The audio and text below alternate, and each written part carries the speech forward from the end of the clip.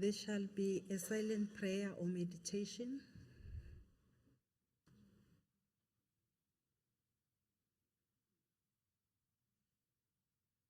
Thank you. May we be seated?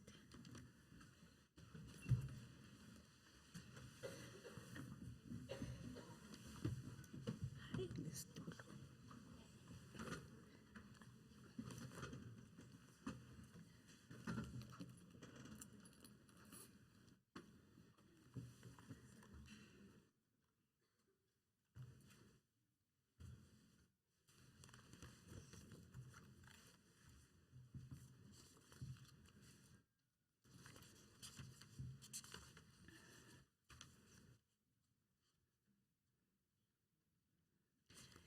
Statements by members. Are there any member statement?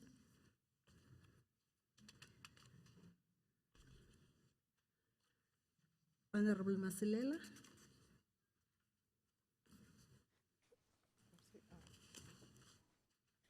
Honorable Speaker, history was in the making as the people of Mpumalanga are still in great exhilaration and pride for the opening of the first and new High Court in the province. President Ramaphosa, accompanied by Premier Refilom Tsipane, on Friday, 8th of November 2019, officially opened the state-of-the-art High Court of Mpumalanga based in Bombela. This High Court is buoyant with modern state-of-the-art technology, which will improve court functioning and usage of IT for filing and speedy resolution of cases. Indeed, justice has finally ascended to the people of Mpumalanga, who had in many occasions spent lots of money traveling beyond our province, seeking for justice on matters that need the High Court intervention. Indeed, legal practitioners are also proud that they will now access a High Court to expand their practices. We are thrilled that there are full-time judges already appointed to preside over cases in this court. We accordingly salute this government of the people for bringing justice closer to the people of Mpumalanga. I thank you. Thank you, Honorable Shongwe, the Leader of Government Business. Bonga kakhulu Somlomo, bonga nakumhlonishwa uDeputy Chief Whip we-Majority Party ngalesishukumiso asiphakamisako. Ngicabanga ukuthi wonke umhlali waseMpumalanga uyajabula kakhulu mangabe kulethwa insiza ziletha eduze nabantu, ngoba lenhlangano lephethe lohulumende vele inhloso yayo ukuletha insiza eduze nabantu. Bazawukhumbula abahlonishwa ukuthi uma ngabe bafanele kwenzeke undunankulu athi act, kuyaye kufuneke ukuthi udrive uye ePitori in the past, uhambe uyofunga ePitori. Uma ngabe ufuna ukuyodivorce, bekufuneka uhambe uye ePitori uyedivorce, uhambe le distance kanti nemali awunayo. Manje ke insiza seseduze, kodwa kasisho ukuthi sicugcuzela ukuthi abantu baseMpumalanga badivorce ngoba seseduze. Sicugcuzela nje ukuthi insiza zisetshenziswe kahle. Siyabonga. Thank you very much. Let me see. Any other member statement? Honorable Mkhatshwa.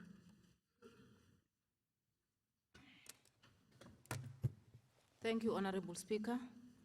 I rise on behalf of the economic freedom fighters to raise a statement about the shocking and disgusting incident whereby a 30-year-old teacher was charged for grooming the 14-year-old girl for sexual purposes. The EFF believes that the 16 days of violence against women and children must not only be highlighted during this period, but throughout the year. We wish the family and the victim strength and believe the culprit must be sent direct to jail without bail. I so move. Thank you, Honorable. It touches two departments. I will give Honorable Shabalala. Thank you very much, Honorable Speaker. Ngicabanga ukuthi umhlonishwa lapha uphakamisa siphakamiso lesibaleke kakhulu ukuthi sisibuke sibantu baseMpumalanga endzabeni yokuhlukumeteka kwebantfwana ngisho nasetikoleni. Sento lesiniwe ngilotishera, sento lesivele ekugcineni siyambeka endzaweni yasejele. So ngicabanga ukuthi i-concern yakhe nathi i-concern yethu, but the 16 days la khuluma ngayo nathi siyafisa ukuthi ngabe it's a 365 days. Mhlambe siphocwa imali kodwa ngokuhamba kwesikhathi siyacabanga siyawufika lapho. Ngiyabonga. Thank you very much. Any other member statement? Honorable Rovemo again.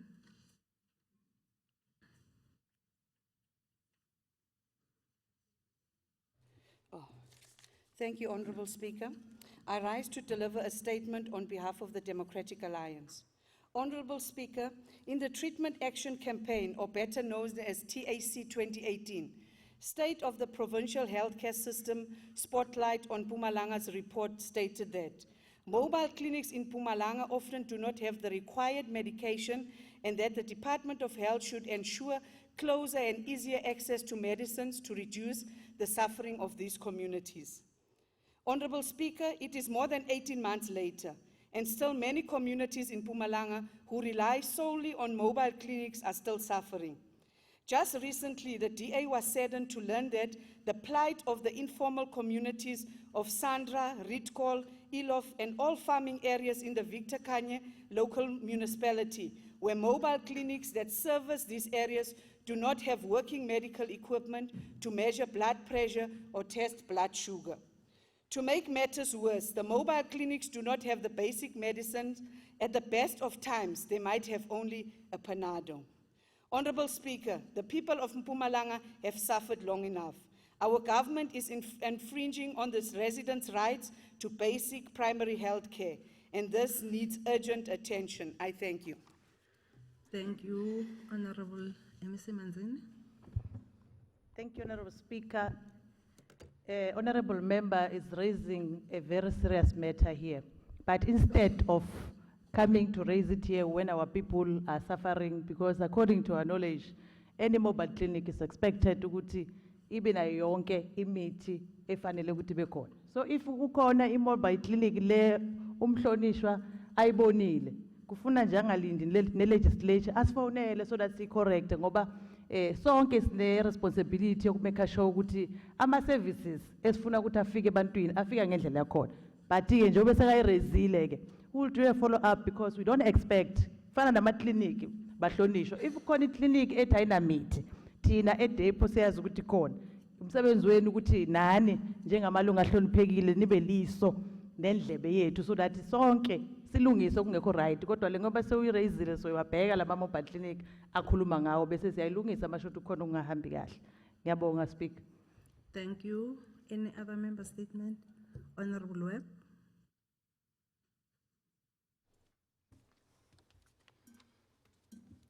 Madam Speaker, I rise on behalf of the original freedom fighters acting in this House as the Freedom Front Plus. Madam Speaker, if you have eaten this day, this morning and today, you must thank the farmer and the farm workers. But we face severe difficulties. We have to deal with farm attacks and farm workers, farm attacks and farm murders. We have to deal with droughts. We have to deal with stock theft. I have been told that in the Ermelo area, one farmer has lost more than 300 head of cattle in 1 year. And over and above that, we have to deal with foot and mouth disease now. All auctions in our province have been suspended. Severe restrictions have been placed on the movement of wool and of meat. And I have to ask the question, how was it possible that this disease could spread to Mpumalanga? Do we have effective measures? If we don't, I plead with you to introduce the necessary measures that we do not have to deal with this severe problem that we are facing now in future. Once again, I want to plead with you, have a feeling for us. Thina esindlisayo siyashona, ngiyakhala kini ukuthi nisize. Thank you, Honorable Webb. Honorable Shongwe, the Leader of Government Business. Siyabonga kakhulu Somlomo, sibonge kumhlonishwa ngesishukumisa siphakamisile. Kuyinkinga ke kakhulu engicabanga ukuthi sibambisene ne-Department ye Community Safety Security Liaison kune plan yama farmer tax, farm workers, because uma ngabe kukhona ofile noma obulewe eplazini noma ngabe ngumsebenzi noma ngangumnikazi weplazi, kithi kusiphatha kabi ngoba kusuke kulimala umuntu okhiqizayo nowondla isizwe. Siyathemba ke ukuthi umhlonishwa we-Community Safety Security Liaison unalo i-plan, ngiyalazi likhona, ngeke ngaba khona kule department yakhe yokulwa nama-farmer tax. Kulena ye-foot and mouth disease, isifo leso singeke sisivimbele. Siqhamuka nhlangothi zonke, kwamanje siqhamuka okakhulukazi eLimpopo. So sibambisene no-Minister umama uThoko Didiza. Ezimpumalanga siceliwe kakhulu ukuthi senze ama-road blocks okakhulukazi emgwaqweni eqhamuka eLimpopo, ukuchecka ukuthi akukho inkomo nenyama engena la empumalanga ngendlela engasikahle na ukulwisana nalesi sifo. Kodwa lesi sifo okakhulukazi sidalwa ilezilwane lezi ekuthiwa ama-buffaloes. Yizo kakhulukazi esidala lesifo lese-foot and mouth disease. Uma sesikhona ke uhulumende wasempumalanga ubhizi uyasebenza, senza ama-road block, senza ama-awareness nakubantu bakithi njengoba uyiphakamisile emhlonishwa. Sibonga kakhulu nabantu bakithi abayekele ukuhambe bahlaba inkomo kudliwa inyama engenyama engathestwanga ngoba uzogcina udla nenyama engasi right. Sibonga kakhulu ke emhlonishwa, siyathemba ukuthi sizawubambisana ngayo le ndaba yale foot and mouth disease, isifo esidlangile simosha kakhulu inkomo, amafandisi avaliwe nje ukuthengiselana ngenkomo kwamanje kusemile. Siyabonga. Thank you very much. Any other member statement? Honorable Hlophe.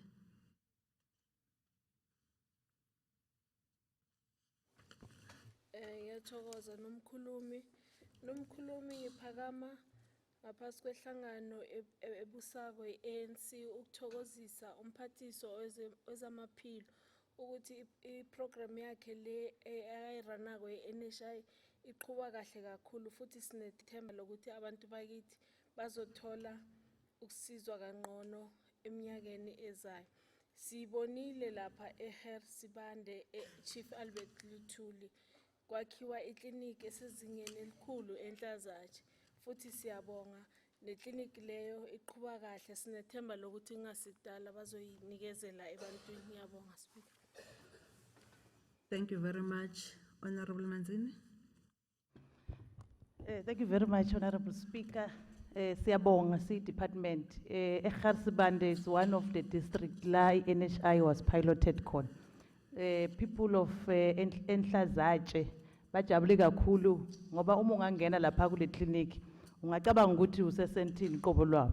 Isimo sale clinic ngendlela ingakhona konke kuhle, kuna nama room yabo mama bazobanikeza idignity ukuthi uma uncelisa kune room la khona, kuna yonke into. So sijabula kakhulu ukuthi ke thina la province ithe i-national mayenzi public hearing by support NHI ngoba already sibonile Mkhatshwa kukhona nenye nje enkulu iclinic ezovula futhi maduzane izawuvula futhi upresident. So sina Mpumalanga siyajabula department ukuthi lolu sizo siluthola from national sebenzisana nabo linemthelela emihle kakhulu, lizoshintsha indaweni zasemakhaya ungasabonakala usemakhaya nama services amahle asuka khona. Siyabonga.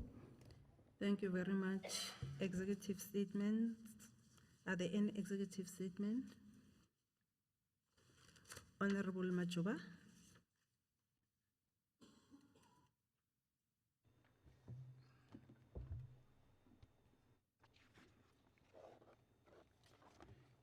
Thank you, Honorable Speaker. Today, 26 November 2019, marks the end of the 2019 Grade 12 National Examinations, as 95% of our learners were writing their final exam paper. This morning, all the registered 56,838 candidates wrote English Paper 3, First Additional and Home Language respectively. There are a few learners that will be writing agricultural technology and music until 28 November 2019. As a department, we wish to appreciate all stakeholders for collaborating with us and ensuring that we administer an incident-free examination. We applaud the security cluster, teacher formations, principals associations, school governing bodies, our teachers, parents and communities at large for their efforts to make the examinations a success. Honourable Speaker, we have done all humanly possible to ensure that the grade 12 results improves from 79% in 2018 to 82% in 2019. We worked hard to deliver teaching and learning and supported the learners with winter camps, spring camps, and our schools coordinated morning and afternoon classes. We provided motivational sessions and encouraged the learners to unleash their full potential. We walked them into exam room on 23rd October 2019, and we will continue to support them until 28th November 2019. We wish to take this opportunity to further condemn the pens down activities that are usually conducted at the end of the examination. We have requested the SAPS to assist us and curb this ill-informed activity and premature celebration of the end of the examinations and monitor the sale and use of liquor by children under the age of 18. We have issued a circular to schools prohibiting all public schools from coordinating such activities or related excursions. We have safely collected and stored all answer scripts from the 555 examination centers, and marking will commence from the 1st to 14th December 2019 in 17 marking centers. Honourable Speaker, we have made all efforts to ensure that we continue to administer an incident-free examination as it has been the case for the past 9 years. We remain confident that come 8 January 2020, when we announce the results, Mpumalanga would have improved. The sons and daughters of the rising sun will make us shine. We remain confident that our target of 82% will be achieved. I thank you.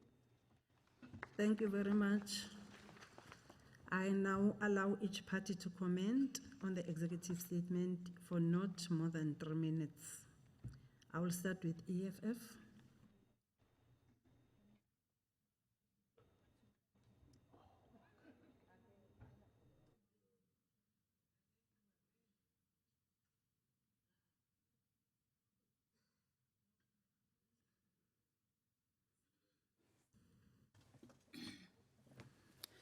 Thank you, Honourable Speaker. We welcome the speech by Honourable Majuba, and we hope that the 82% will be achieved. If not, we will wonder what happened, because he is promising the whole South Africa now that he will achieve the 82%. Thank you. Thank you. The DA.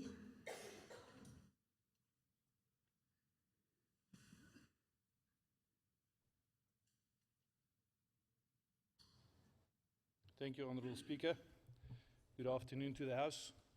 Honourable Speaker, we would like to also congratulate the MEC and the department for an incident-free examination. I think we are all relieved that that happened. MEC, also thank you very much for circulating the statement. It always gives us time to prepare. And while we're busy with the MEC, we want to join the MEC in condoning the pens down parties, which is a very, very dangerous activity that happens to matriculants that get overly excited about the exam that was finished. Honourable Speaker, from the DA side, we would also like to show gratitude to all the teachers and administrators that was involved and really spent a lot of time with this huge responsibility. MEC, just after thanking you and congratulating you, I would like to caution you just on the following things. I think the first and very important thing is to stop this culture of only looking at matric results.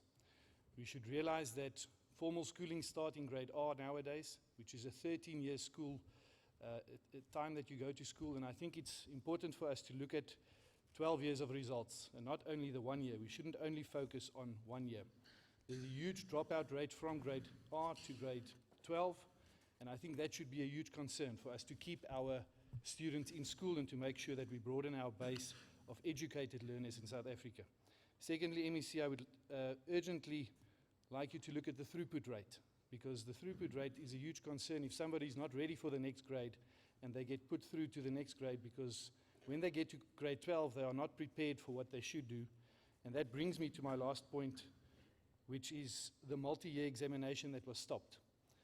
Now, especially if you look at the throughput rate where somebody can be in matric and not be prepared for matric, if there's not a multi-year examination, we're going to have a problem. And this is the first year that we don't have multi-year examinations. And as the DA, we are very, very concerned that we might not get to the 82% target of pass rate. Now, MEC, I would firstly like to just tell you that it's a system that you inherited. So if the pass rate is not 82%, you don't need to take it personally. But we would like to urge you to release the correct, unadjusted matric pass rate so that we can benchmark against non-multi-year examinations. Because if we're going to cook our rates just to make it look better, 30 seconds left. Thank you, Speaker, then it's going to cause a problem in the future. So I would really like to ask you to give us the real pass rate on 8 January so that we can benchmark the non-multi-year examinations. And I'd like to end off, Speaker, just to say good luck to everybody that's going to mark and be involved in the processing and the administration of the marks. Thank you. Thank you very much. FF plus.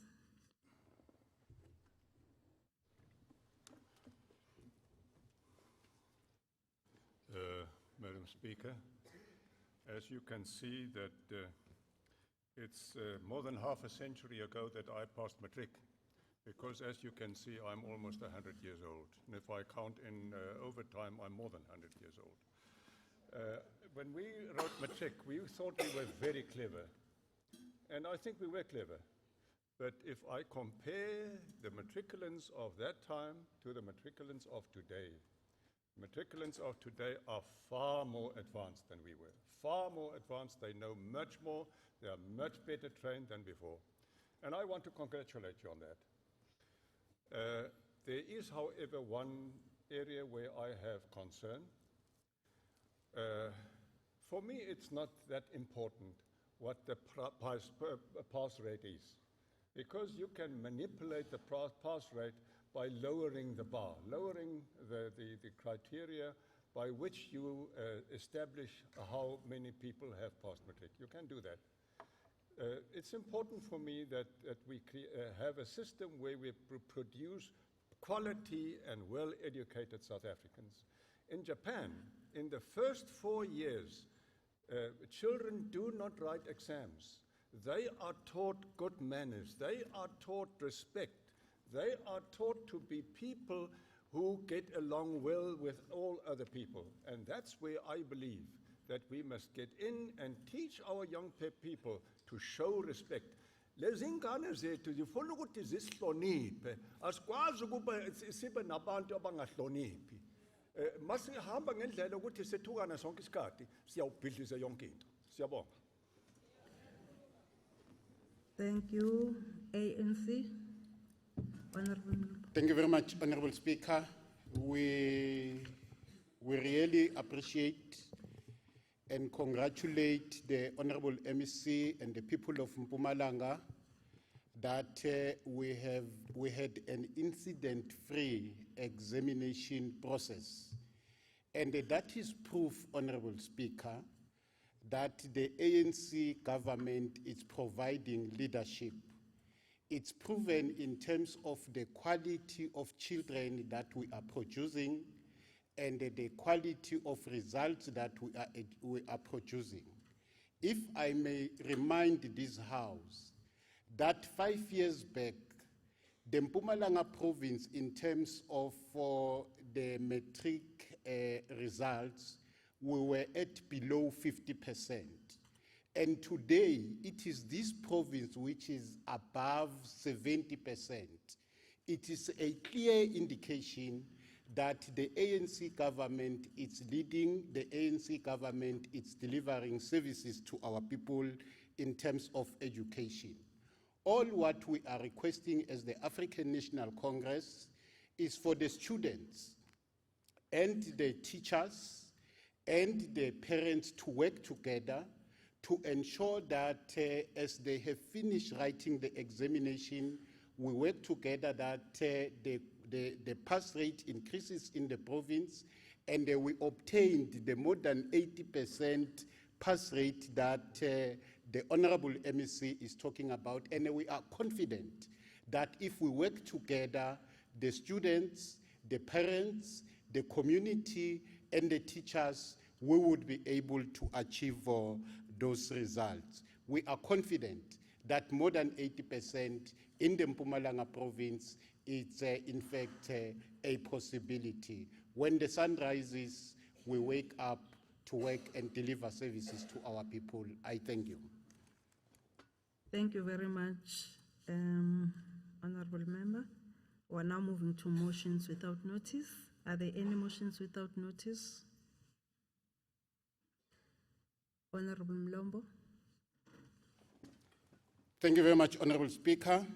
I rise on behalf of the African National Congress to move a motion without notice for this Honorable House to sincerely congratulate the Department of Agriculture for their continuous support to upcoming farmers in the entire province and in the Likwa municipality. During the recent oversight visit which we undertook to Likwa, we have established so many good stories to tell. We have visited a place called Ubuhle Siyazenzela Broiler Cooperative, which creates jobs for a majority of our youth. We have visited the Drakensberg Bull Project at Kalspruit, which creates jobs for the people of this province. We have visited Bangkok and Goedendalk, also in Likwa municipality, which, Honorable Speaker, is in fact a great success.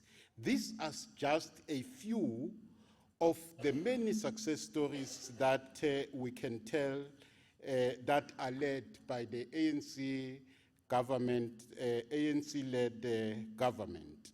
The main challenge which is facing our agricultural economy is still the lack of agricultural land and also the lack of water due to the drought. The ANC-led government is spending sleepless nights on this, and we hope that as soon as possible, this challenge will be attended to. Honorable Speaker, I therefore move that we all support these positive efforts by the Department of Agriculture and congratulate especially the Honorable MEC, Honorable MC Shongwe, for being focused and concentrating on implementing the manifesto of the African National Congress, that of creating sustainable jobs, growing the economy, and alleviating poverty. I so move. Thank you. Thank you very much. The question before the House is whether we agree to adopt the motion agreed to. No, you can't praise a fish for swimming. The motion stays defeated. Any other notices of motion? Honorable Nyambe.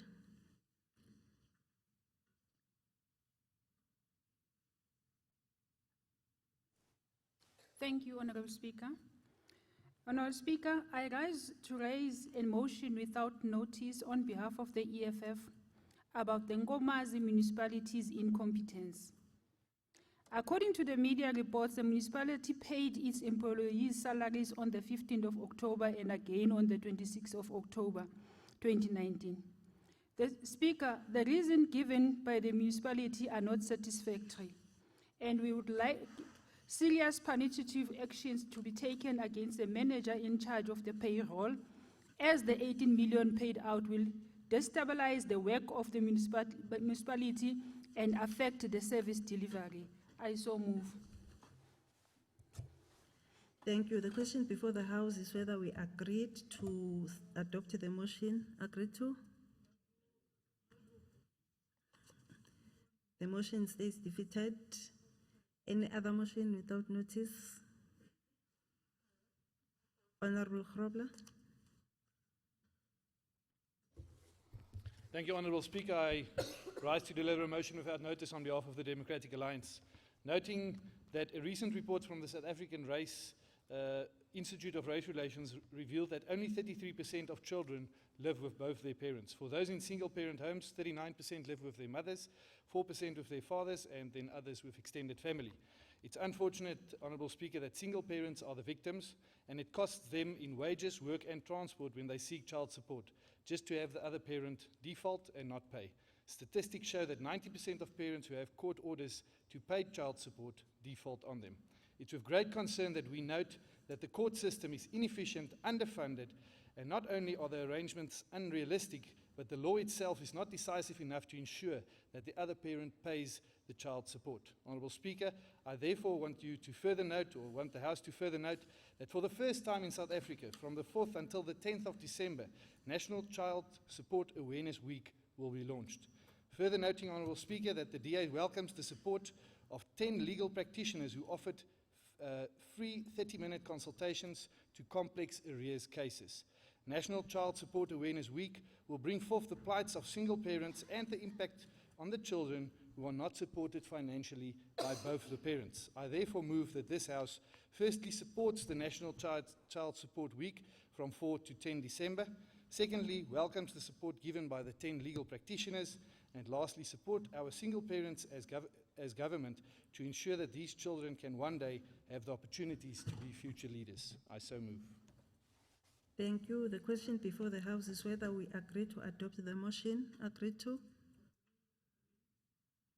Agreed. Any other motion without notice? Honorable Hlophe.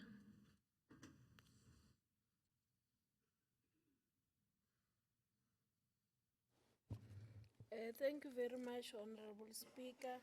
I rise to move a motion without notice. The ANC-led government is working very hard on increasing support for our tourism sector, including cultural tourism, to boost its job creation capacity by adopting a whole government approach to tourism. Its aim is to identify iconic and landmark sites that can be expanded for domestic and international tourism. Noting that the Mpumalanga Tourism and Parks Agency, MTPA, for official launching its annual festive season campaign that will run until the 17th of January 2020. The campaign is aimed at both trade and tourism consumers who travel to visit friends and relatives for leisure and other purposes. Further noting that this year's festive season theme is Mpumalanga Beyond Wildlife, which talks to many diverse tourism offerings that visitors can enjoy in the province besides the wildlife experience.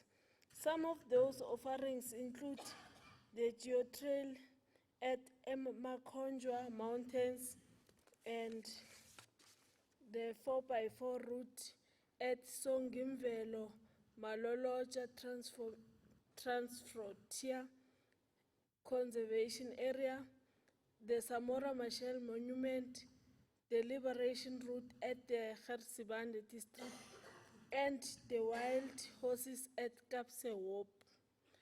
Tourists contribute positively to the provincial economy and create more jobs in the hospitality sector.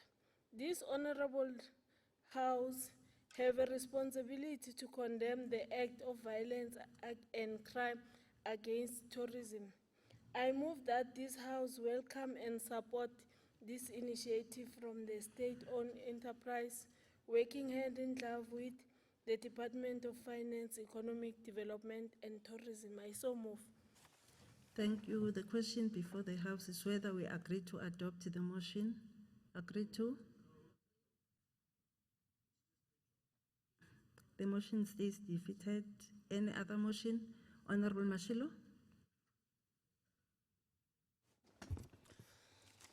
Speaker, I rise to raise a motion without notice that we must condemn any children that shall fail matric and commit a suicide, but at the same time encourage departments of education to allow those who shall fail to repeat the matric for their future reference. I so move.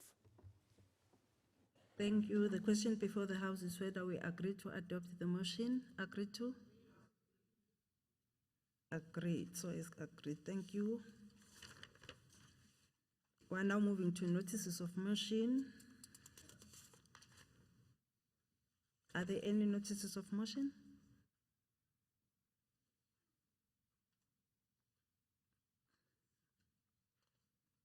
Honorable Shaw.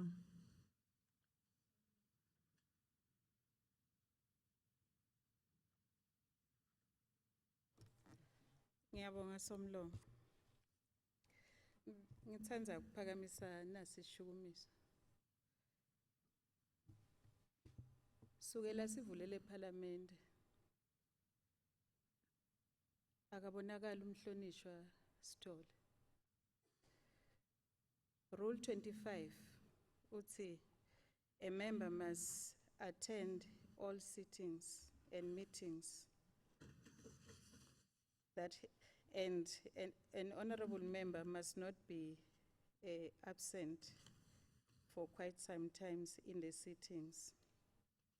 And Rule 25 uyachubeka futhi uthi fanele umhlonishwa lolovako athathelwe imali according to Rule 25.4 lenganga 2,500. Ngako kosomlomo sicela ukuthi uyiphenye lenzaba ngoba nakuma komiti asikaze simbone vele emhlonishwa Sithole. Sicela ukuthi uphenye nokuthi usatise ukuthi ingabe uyawathumela yini ma apologies na nangakhona noma ngabe uyawathumela uthumela ma apologies forever.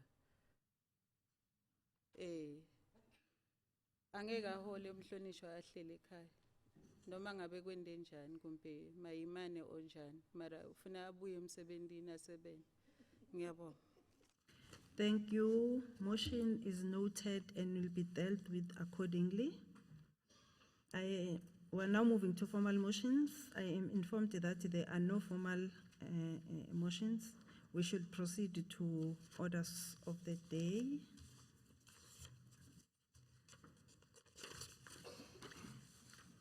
The Secretary shall read the first order of the day.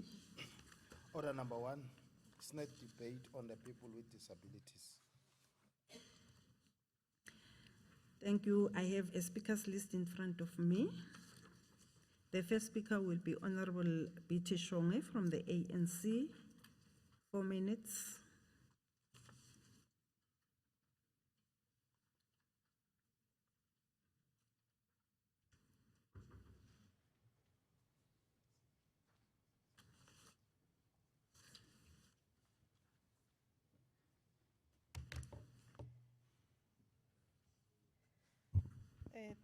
Thank you, Honorable Speaker and Deputy Speaker, members of the Executive Council led by the Leader of Government Business, honorable members of the Legislature, all officials led by the Secretary of the Legislature and the HODs, ladies and gentlemen, through you, Speaker, let me take this opportunity and greet the disability community of Mpumalanga.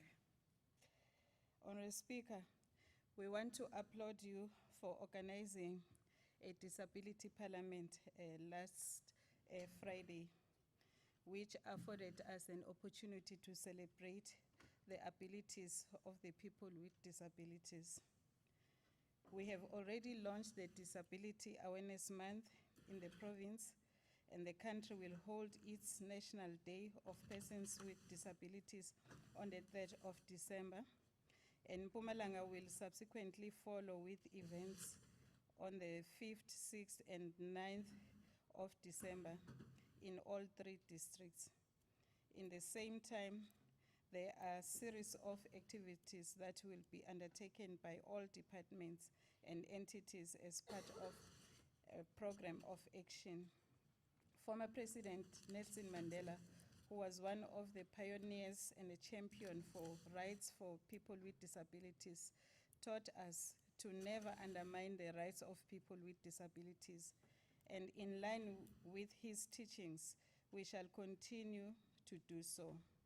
Mandela, during the first annual South African Junior Wheelchair Sports Champs that was held in Johannesburg in 1995, on the 4th of December, he said, "The new South Africa we are building should be accessible and open to everyone.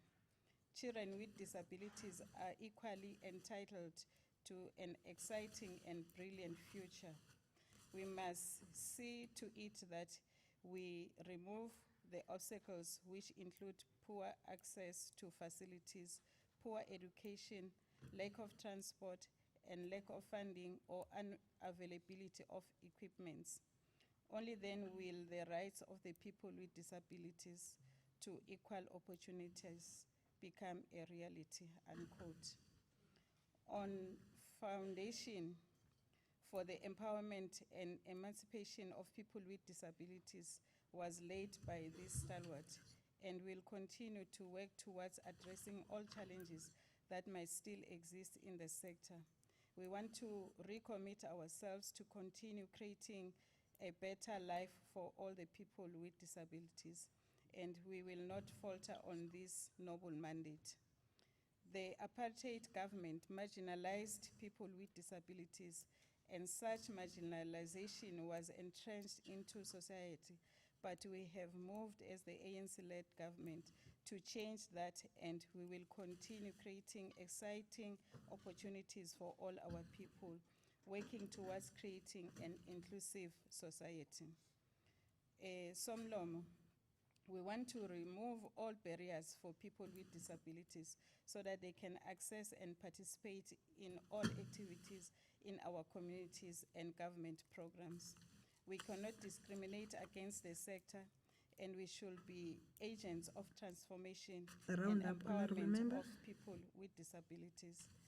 Honorable Speaker, the people with disabilities are crying in the province that they need a school to be built, since there is no high school for them, and they have to go to other provinces.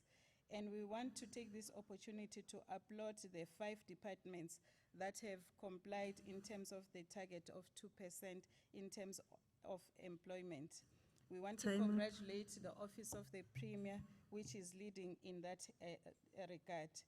And we must continue in promoting and protecting the rights of people with disabilities as South Africans. And we are duty bound to reflect on the journey we have traveled. Honourable Member. I want to take this opportunity to request, Honourable Speaker, in Hlonipho kubantu labane disability.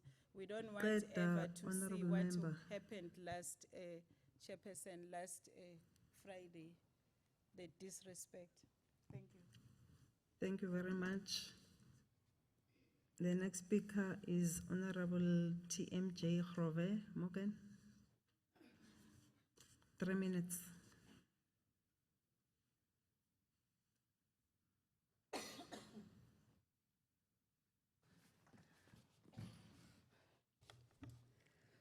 Thank you, Honorable Speaker. Let me start off by saying that I firmly believe that being disabled is never an obstacle to success, and it never should be. I always see disabled people performing much better work and striving much more to achieve things in life than people who are able.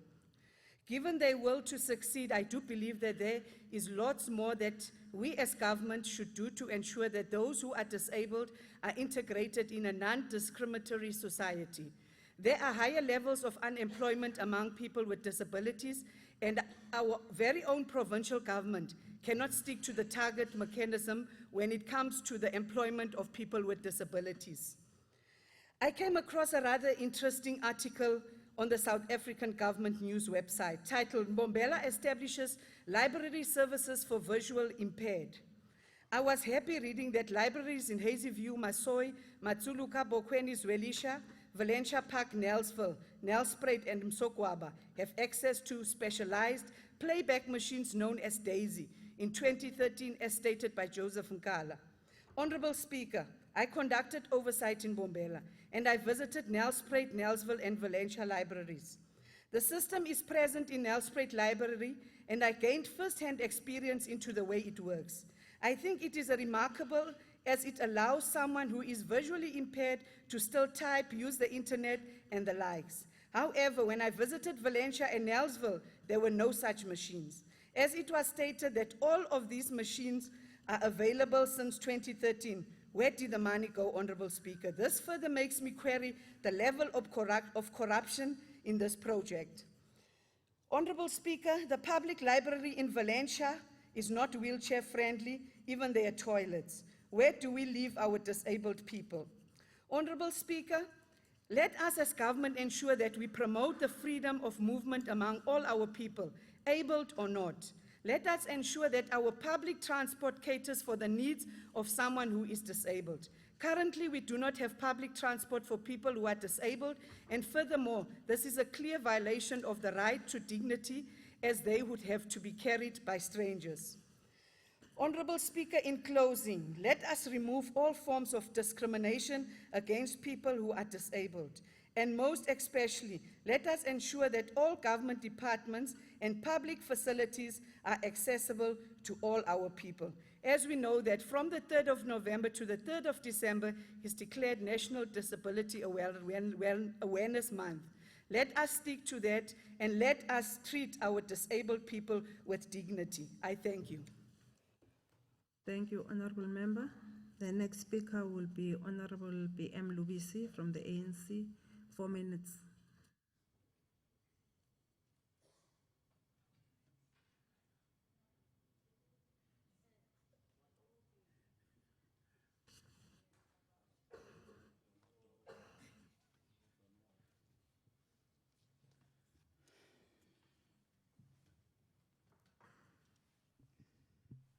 Honorable Speaker, Mayor BP Shiba, the Honorable Deputy Speaker, Mr. P.V. Mkhatshwa, the Honorable Premier in absentia, members of the Executive Council, Honorable members of the Mpumalanga Provincial Legislature, ladies and gentlemen, I greet you all. Honorable Speaker, it is with great pleasure that we are gathered here today to speak about people with disabilities, which is taking place 6 days before we celebrate the International Day of People with Disabilities. The International Day of People with Disabilities was proclaimed by the United Nations in 1992. It has been observed successfully around the world, and the main purpose of this is to promote an understanding and education on disability issues and mobilize support for the dignity, rights, and well-being of persons with disabilities. Honorable Speaker, our 2019 theme throughout these commemorations will be promoting the participation of persons with disabilities and their leadership, taking action on the 2030 Development Agenda. This theme speaks volumes regarding the active participation and the leadership role in building the future. It is through this background that people with disabilities must be given a chance like any other person in our societies. Gone are those days where people with disabilities were overlooked in many opportunities in our communities and working places. This is the time that we must come up with ideas so that we can build South Africa together. The ANC-led government has come up with a number of laws, policies, and programs to improve the lives and welfare of people with disabilities. The participation of this sector in the development of our mainstream economy is a special necessity to all of us. Research has indicated that less work has been done so far to improve the lives of our people with disabilities, especially at our workplaces. This challenge is faced by many, if not all, countries world over. In many occasions, Honorable Speaker, we had specially parliamentary sittings or sessions of people with disabilities, like the one recently held on the 22nd of November, which is last week. All these sections were successful and well attended to, but the results thereof are very minimal.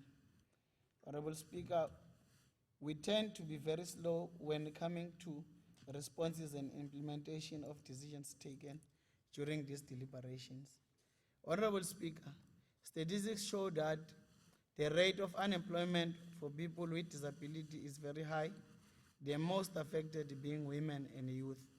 Some departments have tried to comply with government's Employment Equity Act, but only a few with people with disabilities on all departments remain employed. It is therefore called upon all employers, including the public sector, to follow this clarion call, the call to be inclusive by including people with disabilities at their workplaces as a matter of agency. A special oversight will be done to ensure that a proper employment of all people with disability. Any employer who ignores this clarion call must be dealt with accordingly. I thank you, Honorable Speaker. Thank you very much, Honorable Member. The next speaker is Honorable Engineer Mbe from EFF, 4 minutes.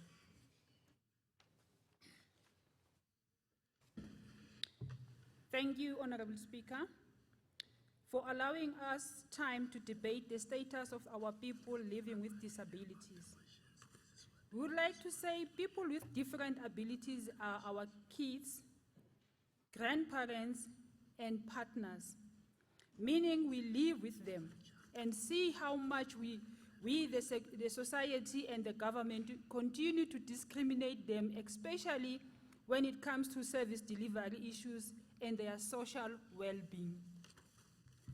Honorable Speaker, access to housing for the elderly living with different abilities continue to expose that 25 years since the government of the people, their plight is not getting enough attention because the government wouldn't be reacting to media headlines and other social media platforms to know that there is someone without a shelter. It takes such headlines for us as public representatives to rush to that place and use it to gain political relevancy. But if there was a well-monitored and funded program to cater for the needs of our people with different ability, the government will always know their challenges. The EFF will propose that there should be a social worker for each ward who will be working closely with the families of persons living with different abilities. There should be proper monitoring and support of stimulation centers and protective workshops. The government must also ensure that there is strong emphasis on school policies that encourages TVET colleges and university to attract and enroll at least 1% of the people living with different abilities. I thank you. Thank you. The next speaker will be Honorable W.L. Weber from FV Plus, 1 minute.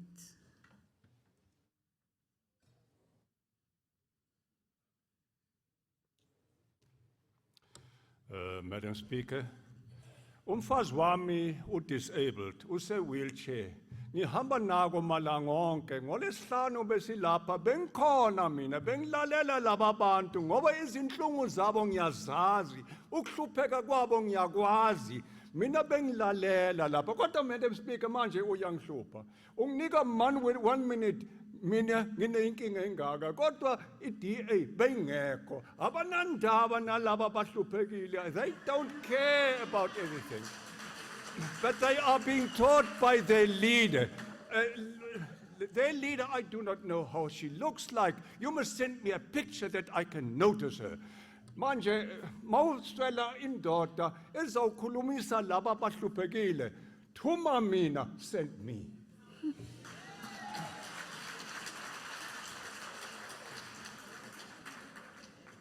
Thank you, Honorable Webb. The next speaker will be Honorable J.L. Tabete from the ANC. 4 minutes.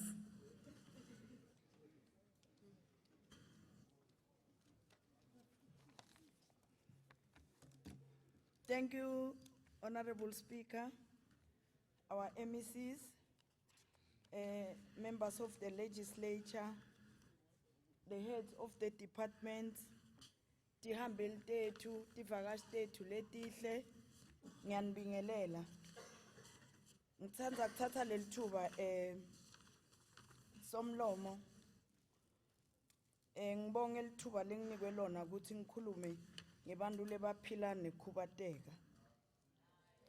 Laba khubatekile.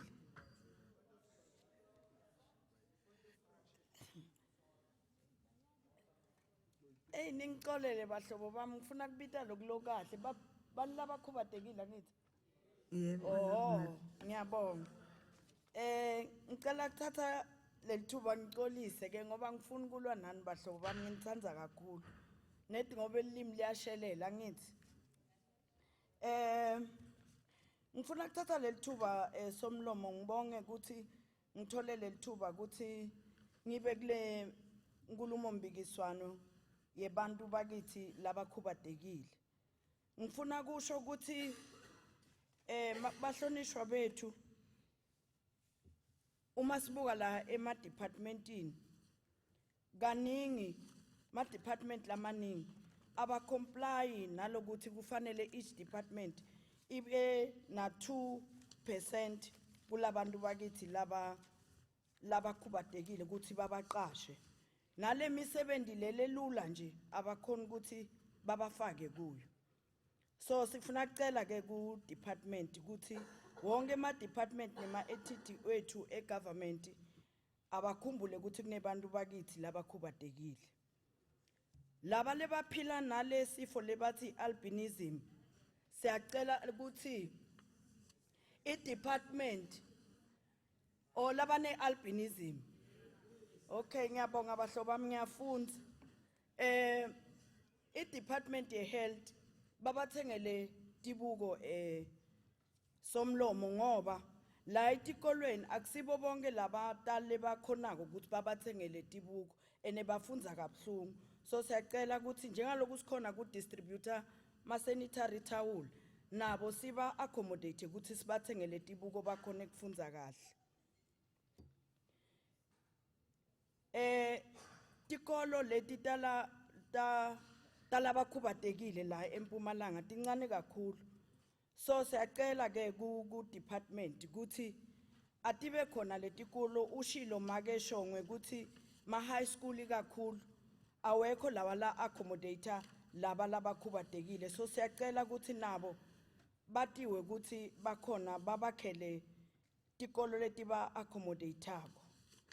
Nekuthi ivoice yabo uma bakhuluma tinto letiningi letithashako. So kubonakala kwangathi abavakala uma bakhuluma.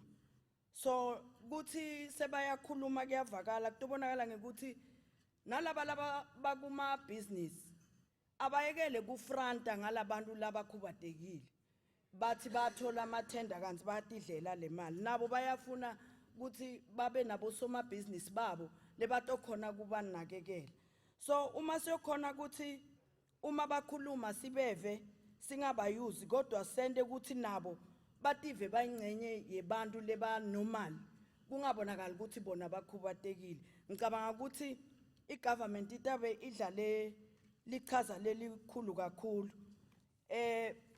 Nalama center abo siyabonga nje ukuthi lekhathi kunale TLP kunema center lesathembisa ukuthi stoya kowanaka enkomazi and i-Department of Social Development ile yayowenda lokhu lekuthembisile during the TLP. Sibonga kakhulu, ngiyabonga somlomo. Siyabonga Mhlonishwa. That concludes the snap debate on people with disabilities. The Secretary shall read the second order of the day. Order number 2, questions for oral reply to members of the Executive Council. I have a question paper in front of me with questions for oral reply to members of the Executive Council. I am informed that the question paper was duly circulated to all members of the legislature. We will now proceed to questions for oral reply as they appear on the question paper. The first question was asked by Honorable W. Weber, VF Plus, to ask the MEC for Public Works, Roads and Transport, Honorable Mashiko.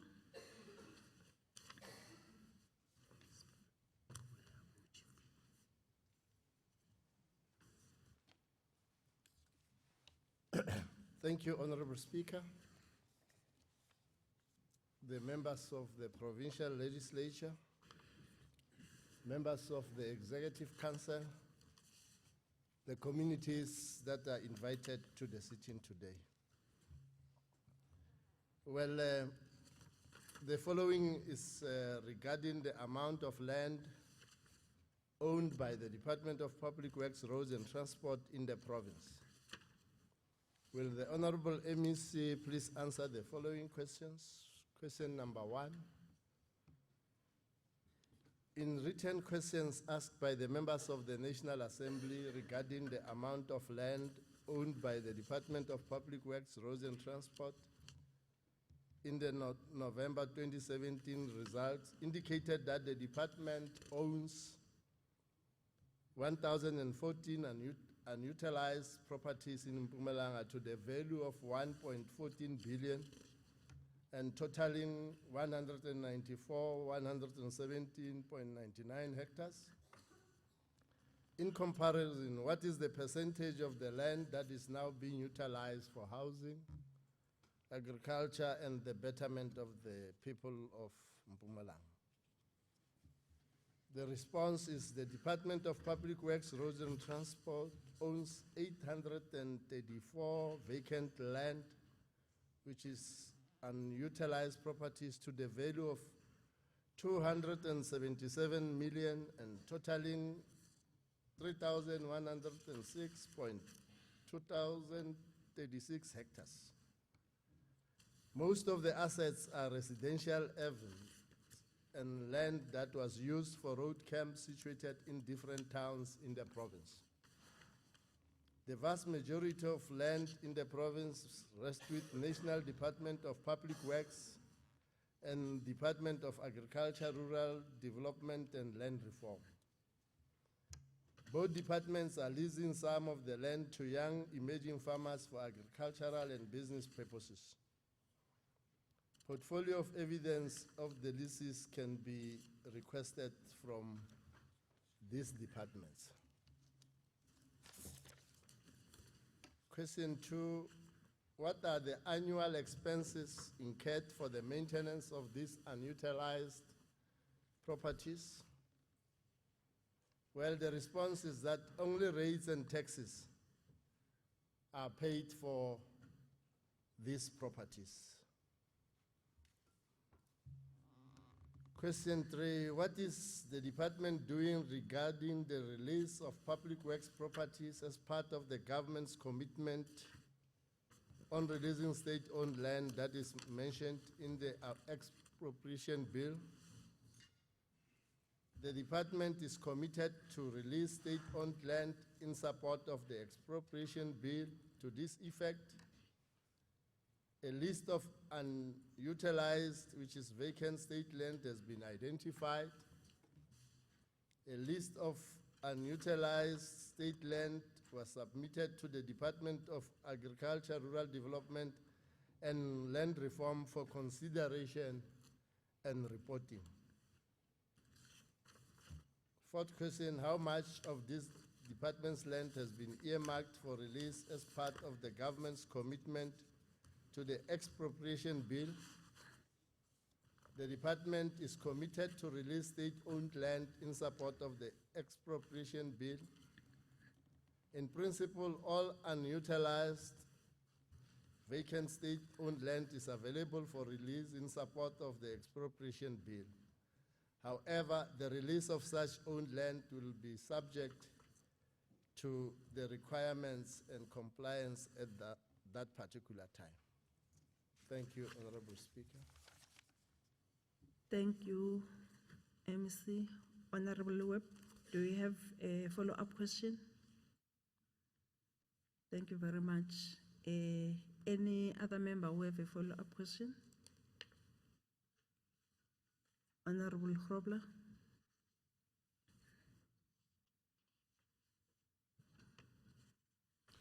Thank you, Honourable Speaker. Honourable MC, I would just like to note, has the department done a proper audit on the amount of land owned by the state, and what percentage of that is actually viable for agriculture? Honorable MC. Well, Honorable Flora, in terms of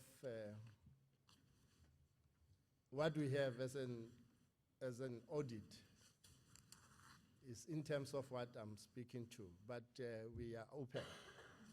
If you feel that there are some incorrect reporting, we can bilaterally engage and then make sure that if indeed it is like that, we can be able to correct. It might be possible that some of the land that belongs to government might not be traced. It might be possible. Looking at how the transition from the old system into the new democratic system was handled. You recall that most of the issues were dealt in manually. And there might be a possibility. We can't rule that out, but I'm flexible. Thank you. Any other follow-up question from other members? Thank you very much, Honorable MEC. You can take your seat. We're now moving to new questions. The first question by Honorable J.J. Skosana from the ANC to ask the MEC for Agriculture, Rural Development, Land and Environmental Affairs. Honorable Chongwe. Thank you, Honorable Speaker. Greetings to everyone in the House. The question from Honorable J.J. Skosana to the MEC for Agriculture read as follows. Our government gave some of our people land under the CPA's program, which is Communal Property Association. In a number of these areas, for an example, Ward 2 Mkhatshwa municipality, we have Mavela CPA, Mavula CPA, Mkombe CPA, and DSC Cooperative.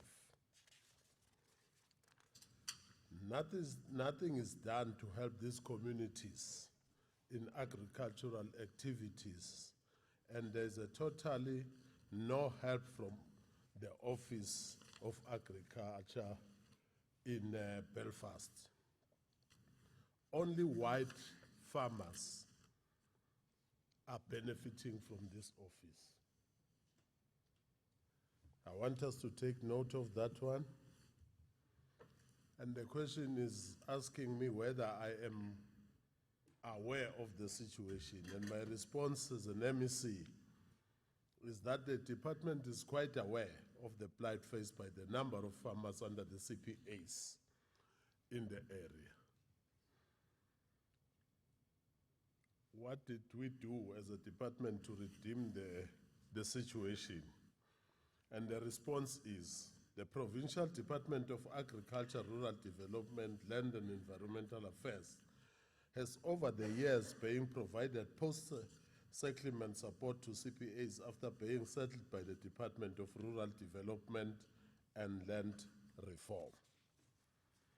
The post-settlement support provided includes the provision of technical advices, agribusiness development, to assist with access to funding and markets. Phezu komkhono womlimi, with production inputs and mechanization, and masibuyele esibayeni with livestock improvement program.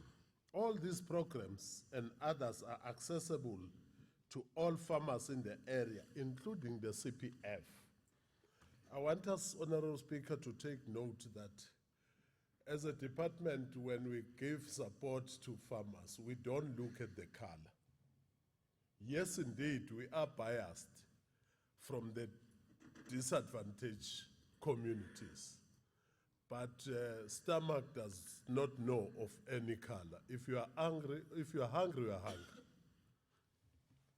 So what I want to emphasize here is for the member and the members to listen to these responses.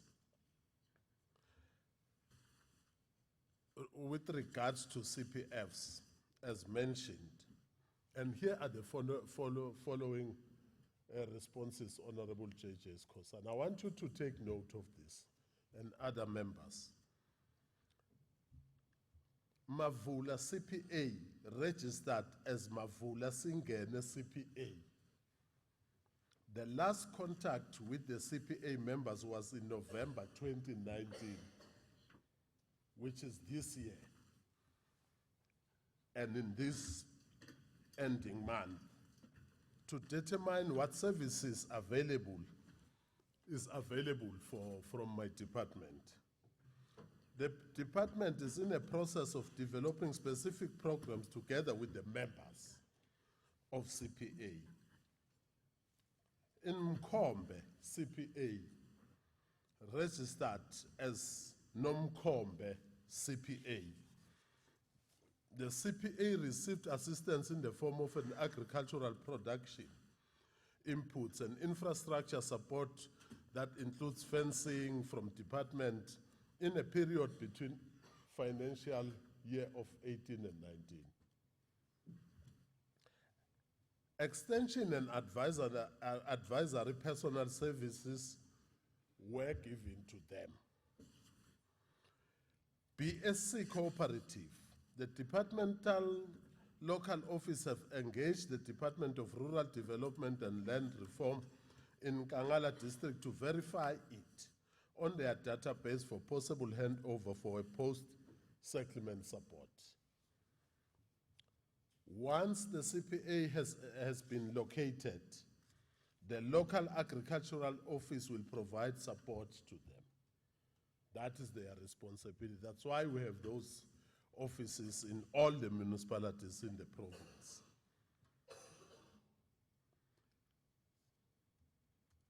Once the CPA has been located, the local agricultural office will give them the necessary support, depending what type of support are they requiring. Because abanye bafuna ukusizwa ngamaganda, abanye bafuna ukusizwa ngefence, abanye bafuna ukusizwa ngenhlanyelo, abanye bafuna ukusizwa ngokuthola umhlaba. So that's basically what we do to them. The department is on the ongoing basis encouraging the potential farmers and farmers to frequent these offices, visit these offices, because abanye bathatha advantage ukuthi they are connected to honorable members, bavele bafonele ma bahlonishwa, bypass lama offices bafuna ukukhuluma nathi direct, which is not right. In lama offices agcina ngasasebenzi lutho. The department also enlists the assistance of the ward councillors to encourage the farmers to register and become aware of the departmental services and programs. Through the information days Farmers' Days is in Bezos. The farmers are made aware of available agricultural programs and those that are registered on the database of the department for a necessary support and the monitoring thereof. Is there any Fortune 40 project or PESGOM corner program or must be a SBIN project for emerging farmers in the Mkhatshwa municipality? The direct response is Mkhatshwa municipality, like all other areas in the province, is provided with all the departmental programs that are specific and relevant to the necessary area.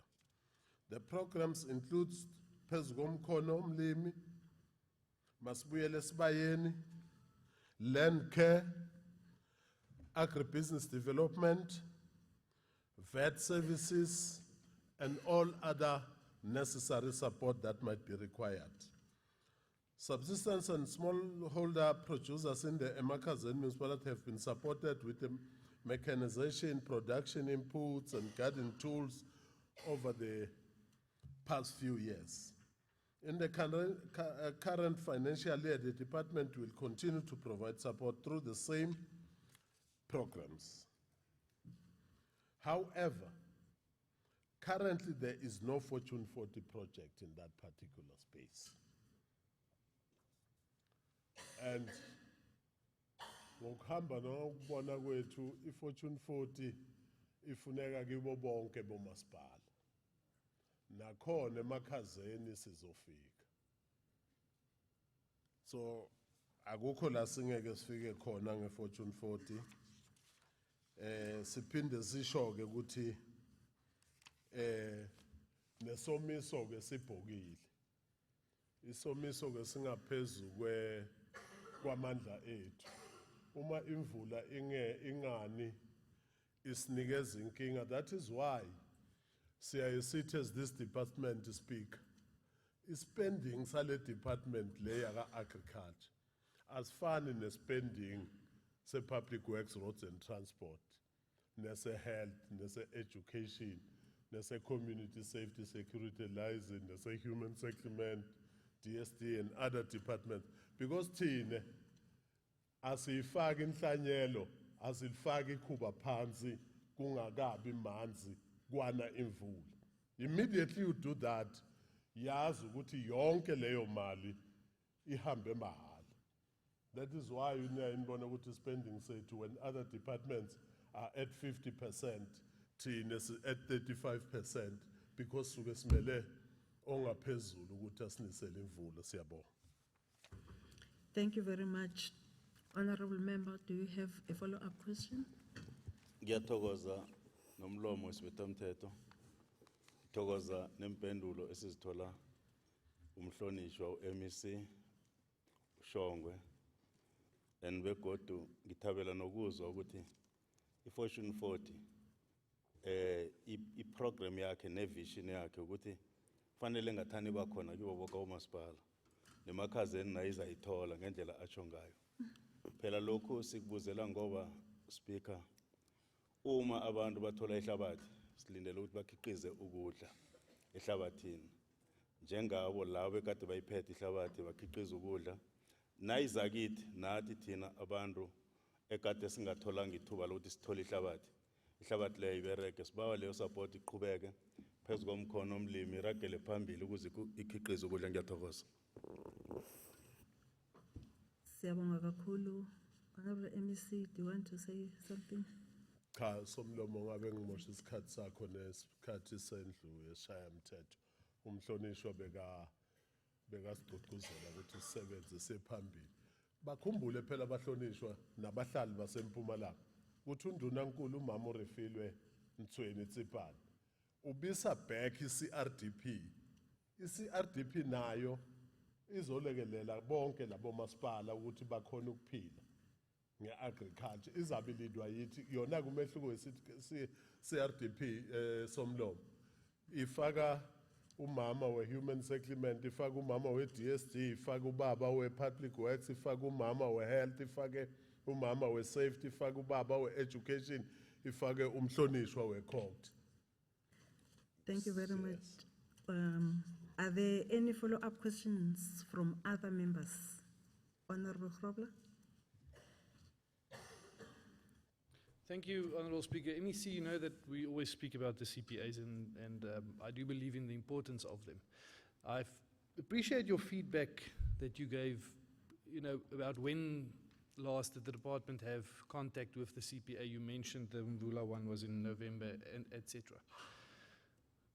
I just want to ask you, how accurate is that information? Because if you go out and you speak to the CPAs, then that's not what you hear. But then we come in here, and I'm not saying that you are not telling the truth, but have you, as the MEC, have you actually checked the information that gets given to you from the department, specifically on CPAs? Because if you speak to the CPAs, it's not what we get from you. So I think there's a gap in information somewhere. Thank you, Honorable MEC. Siyabonga somlomo. Umhlonishwa uGrobler lo mbuza ubuzako. Ngizawuphendula ngendlela kwangathi ngiyadelela.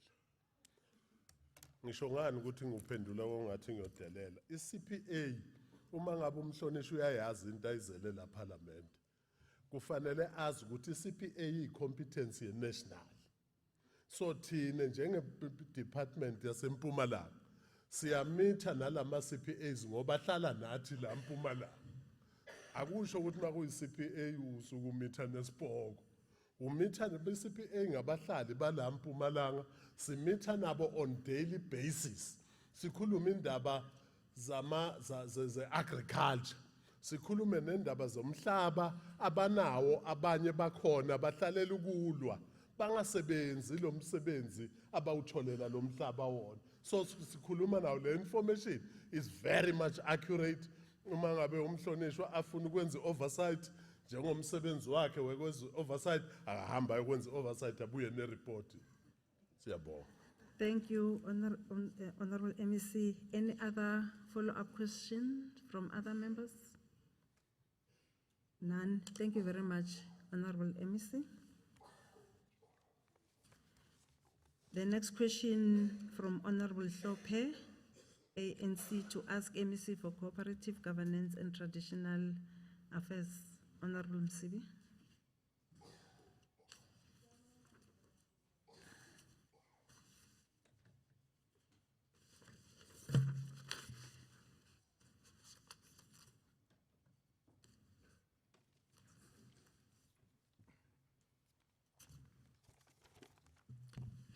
Thank you very much, Honorable Speaker, Deputy Speaker, and let me observe all protocol. The question, Honorable Speaker,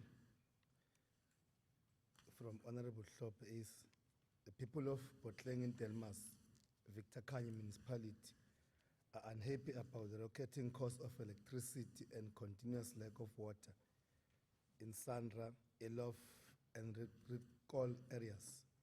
The Victor Khanye municipality owes Rand Water 111 million, hence the reduced water supply. Is the Honorable MEC aware of the above? The response is, Madam Speaker, yes, I'm aware of the challenges faced by the communities of Victor Khanye municipality in the area of Sandra, Elof, and Redcall. The lack of water is a consequence of Rand Water 40% water restriction on the Mother Bear water supply scheme that covers the areas such as Sandra, Elof, and Redcall, and Blomendal water supply scheme. I should state, Madam Speaker, that the 40% restriction has greatly affected the Mother Bear water supply scheme because it depends on a pump that requires pressure to work effectively. The restriction has resulted in the inability of the pump to fill water into Sandra reservoirs. As a result, the municipality takes longer to fill the Sandra reservoirs with water and also pump water to two pressure towers of Sandra and Elof.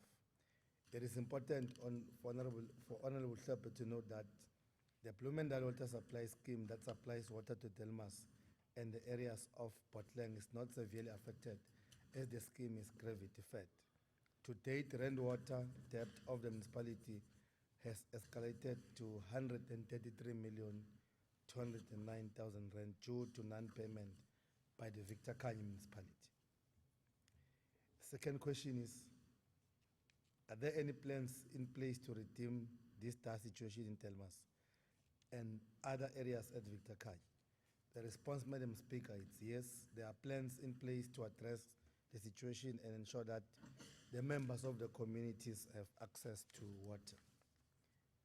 The third question is, if yes, can the Honorable MEC please elaborate on that? If not, what is the way forward?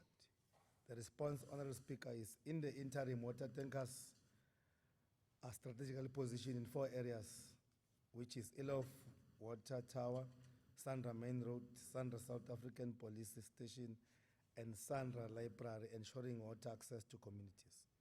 The municipality is also reviving existing borehole water resources aimed at reducing the intake from rainwater.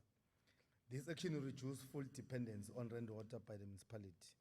Madam Speaker, my office has engaged with rainwater and the municipality to conclude the payment agreement as soon as possible.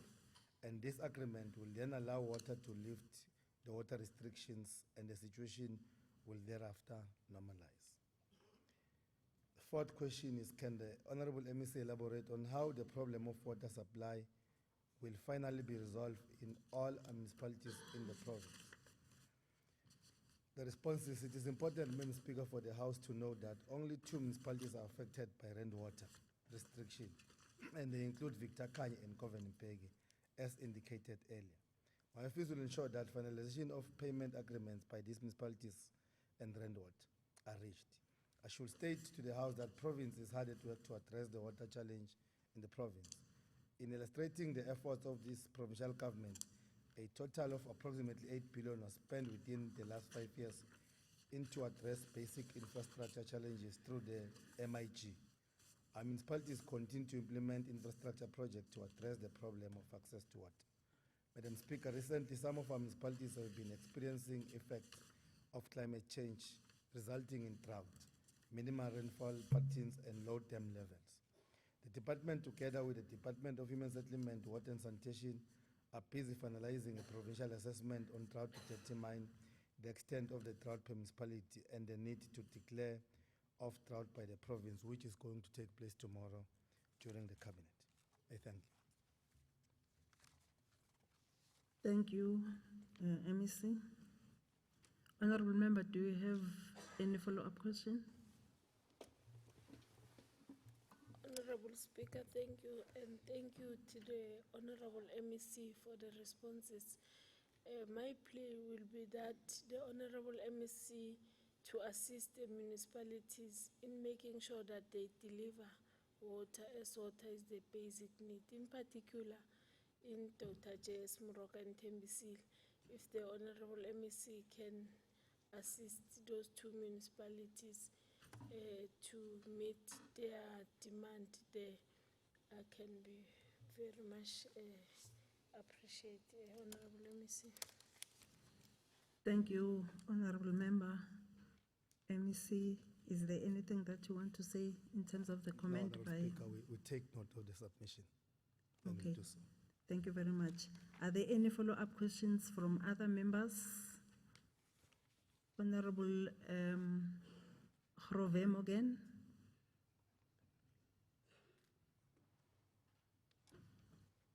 Not working. Thank you, Honorable Speaker. I just would like to ask the MEC, will the provincial government bail out municipalities who cannot pay entities such as Rand Water and Eskom? Thank you. Thank you, Honorable MEC. Thank you, Honorable Speaker. That determination can be made after engagement of all parties involved and a report be brought to Cabinet for such a decision. Thank you, Honorable Webb.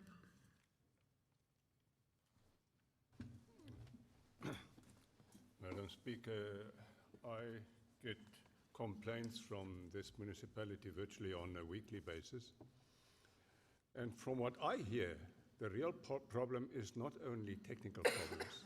The real problem is the debt of the municipality to Rand Water.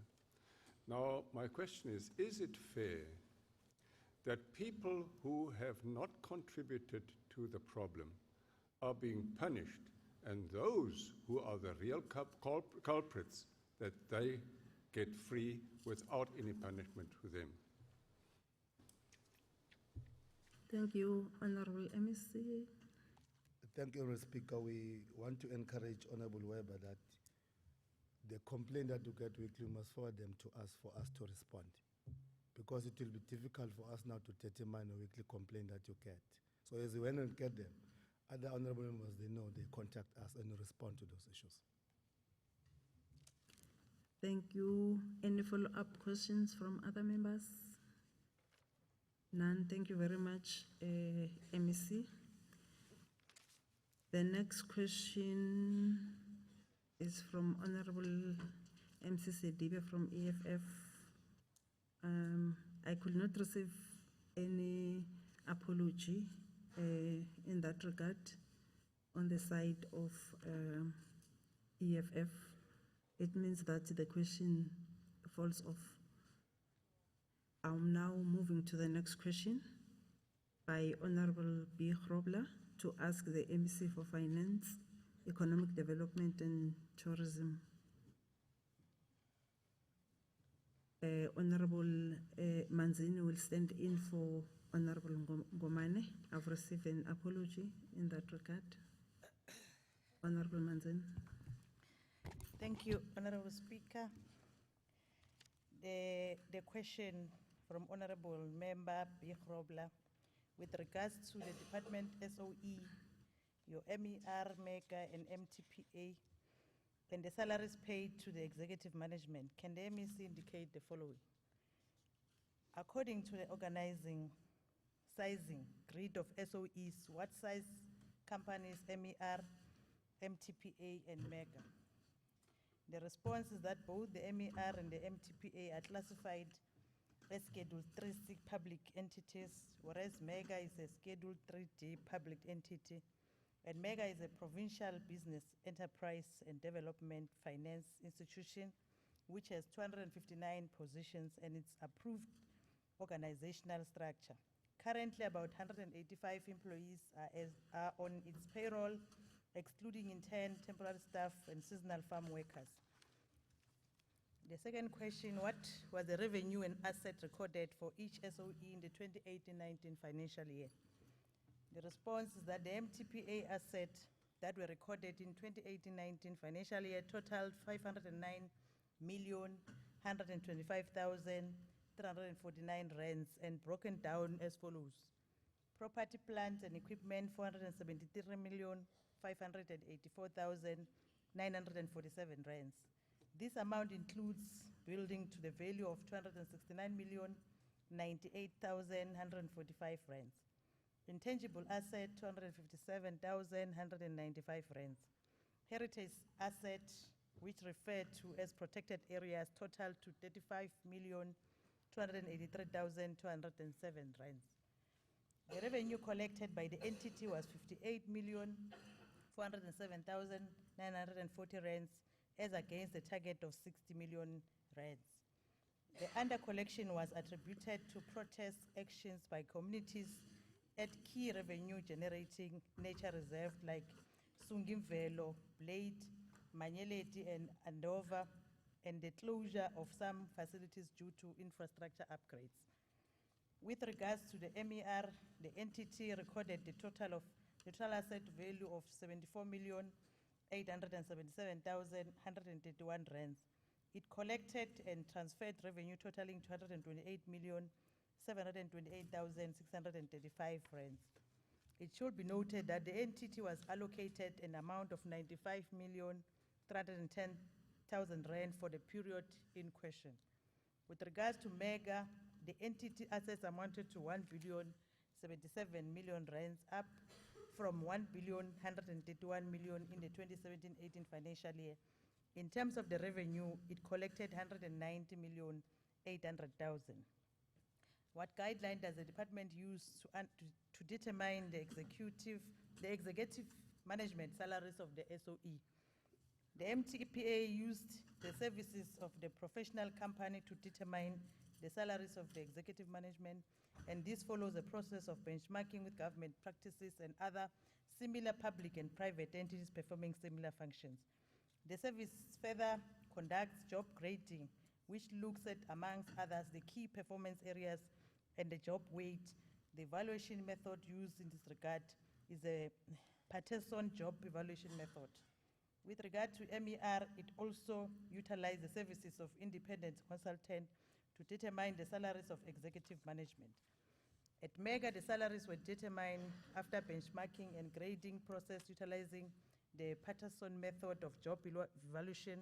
And the Patterson method of evaluation is an international system endorsed by the International Labour Organization, commonly used in Southern Africa, and accommodates multi-skilling and broad bending better than most other systems. It applies to all industry sectors and at all levels. With MEGA reporting a loss of revenue for multiple years, does this impact on determining the salaries for the executive management? No, the basic salaries of executive managers are not linked to organizational performance, but are based on the Patterson method evaluation as indicated earlier on. Why is MTPA executive management salaries considerably less than MER and MEGA? The MTPA is using the Patterson job evaluation method, and the method looked at, amongst others, key performance areas in the job weight. It analyzes decision-making in job task performance or job description and sorts jobs into 6 groups that are graded and grouped into 2 to 3 subgrades, such as stress factors, individual tolerance, length of job, and number of job responsibilities that corresponded to organizational levels. The 6 grades, also called bands, define pay scale. Thank you, Honorable Speaker. Thank you, MEC. Honorable Member, do you have any follow-up question? Thank you, Speaker. Yes, I do have follow-up questions. Let me thank the MEC for reading the answers. Speaker, it's really difficult if it's not the relevant MEC, because the questions that I want to ask, I'm not saying that the MEC can't answer them, but she probably won't, because it's not her department. So although we appreciate the fact that she reads the answer, it doesn't help us with follow-up questions, because our follow-up questions are based on what we get here in the House. With that said, I would just like that answer to be submitted to me in writing as well, because, well, I suppose we can circulate it to all members, because the figures that you run through are very quickly. MEC, if you can answer, I would like to ask you, but if you can't, then I suppose we're going to refer it to the other honourable MEC. But the fact is, if you look at question 3, I've asked how do we determine the executive management salaries? And for all 3 different entities, there was a different method used. One was a professional company, the other one was an independent consultancy, and the other one was benchmarked. Now my question is, because we picked these salaries up, it's different size entities, all with different salary scales on the executive management payrolls. And there's a guideline that we have in government that gives us the salaries, and none of these 3 entities are on the guideline from government. In fact, all of them are paying more. And I think that is one of the problems where we lose a lot of money. And I'm not saying that the executive managers don't deserve to get paid more, but I'm also not saying that they perform that well, that they should be paid more. And it's a problem, because we are creating a precedent that we bring in all kinds of consultancies and agencies that can justify us paying more, and then in the next question you tell me that there's no performance based on this. There's no performance management based on whether you earn your salary or not. And I think we should flag that as a big problem, because we cannot have entities pay whatever consultancies tell them to pay, bloated salaries, and then there's no accountability on the performance of the entity. Thank you. Thank you, Honorable Grobler. Honorable MEC, you are given an opportunity, whether you answer or not, it's upon you. The member has given you that opportunity. Over to you. Yeah, no, thank you very much. I think the issue of salary I've outlined in terms of how it came about, in terms of the different entity and how they are determining how a person should be paid. I think what we need to look at is the target, if whether are they meeting the target as set. That's how you should measure their performance. So I think that's what we need to do, especially because in terms of the entity also, if Also, if whether are they generating the revenue that is expected from those different entities that is going to assist us as a provincial government. So the issue of whether how much are they getting paid and the different method that are used and the benchmarking and all that, it comes maybe because I see even a question in terms of, hence we responded to say, how much are they collecting vis-a-vis what government is putting into the three different entities. So our focus should be on making sure that there should be value for money in terms of what you put in and what you are getting in return. And also in making sure that our people, in terms of the tourism that we are looking at, are they assisting us as an entity? So I think that's how we should look at, rather than how much are they getting paid, in terms of whether they're competent, are they delivering, in terms of what is expected from them. Thank you, Honorable Speaker. Thank you very much, MEC. Any other follow-up questions from other members? None. Thank you very much, Honorable MEC. We're now moving to the next question by Honorable W.L. Weber from FV Plus to ask MEC for Community Safety, Security and Liaison. Honorable Shabalala.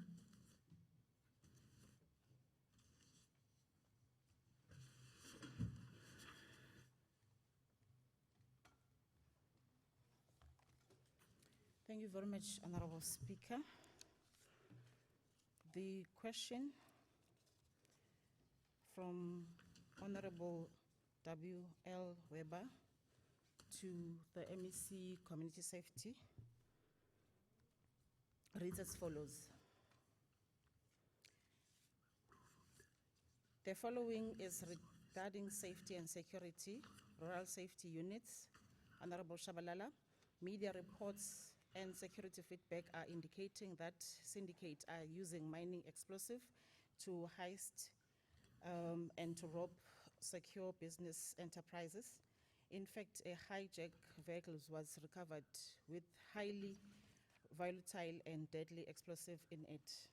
CCTV cameras footage has also indicated that the robbers are also armed with fully automatic R4 and R5 rifles, as well as semi-automatic shotguns and high-powered hunting rifles. The first question, Roman figure number 1. What is it Mpumalanga South African Police Service doing regarding this syndicate who are obviously out muscling the South African police services? Then they respond, the province has established a joint task team that is focusing on crime hotspots at the Nkangala and Hlanzeni region.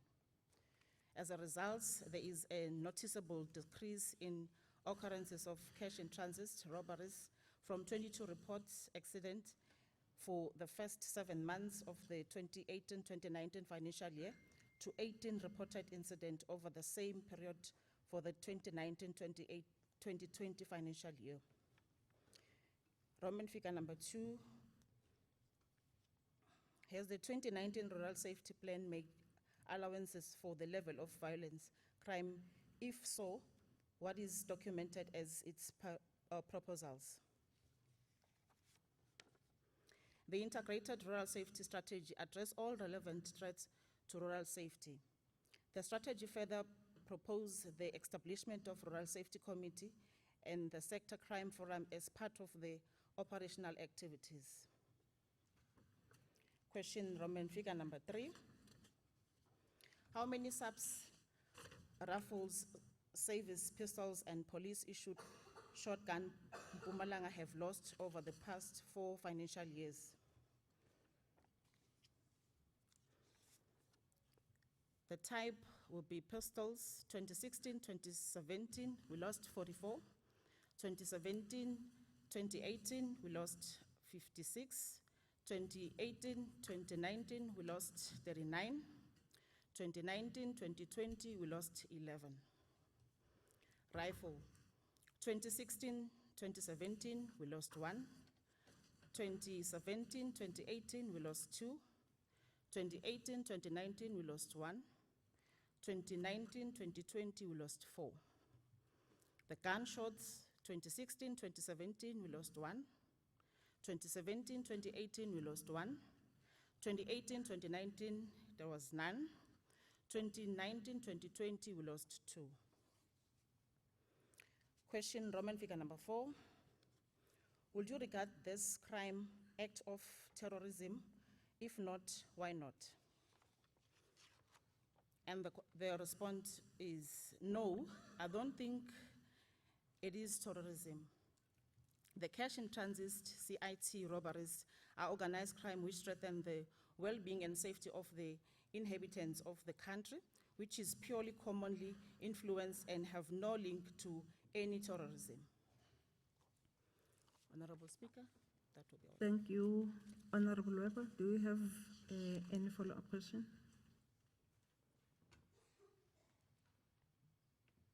Any follow-up question, Honorable Webb? No, thank you. No, thank you, Madam Speaker. Thank you very much. Any other follow-up question from other members? Honorable Grove Morgan. Thank you, Honorable Speaker. I just would like to ask the Honorable MEC. MEC, we must acknowledge the efforts made in reducing CIT heist. How will we as a province ensure that we stop CIT heist totally? Concerning rural safety units, there has been an increase in the amount of farm murders in our province. Why is this so? Does the MEC know about this, and how are we going to rectify the situation? Thank you. Honorable MEC. Thank you so much, Honorable Speaker. Member must indicate that we find ourselves as government, as the people from South Africa and Mpumalanga as well, under the situation where our economy is not in favor with whatever that would wish to become. You would find that most of the people who are involved in this cash in transit are young people who, even if you follow the cases, you'll find that they just take the money for flashy cars, beautiful clothes, partying and all that. But it says, coming back to your question, it says we need to strengthen our intelligence, because time and again they're going to sit somewhere and plan. But these are the time where in festive we experience most of the cash in transit. We are ready, all systems goes. Our intelligence, though we cannot disclose as where they are or how they are operating, but they are there, they are ready for anything in terms of the cash in transit, because it does not only affect Mpumalanga or South Africa, the entire, even in other countries would also be afraid to invest in our country and also think that our security system is very weak. So we're very ready for anything. Thank you. Thank you very much. Any other follow-up questions from other honorable members? None. Thank you very much, Honorable MEC.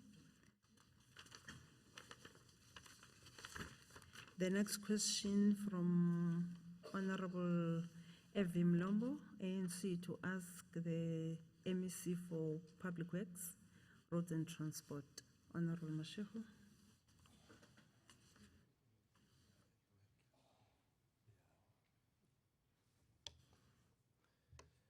Thank you, Honorable Speaker.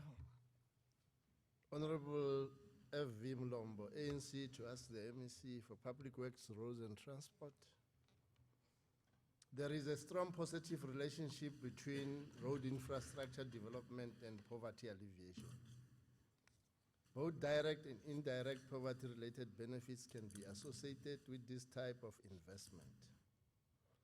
In particular, the investment does not only result in the creation of job opportunities, but also has associated effects on standards of living, market accessibility, community development, and local growth rates.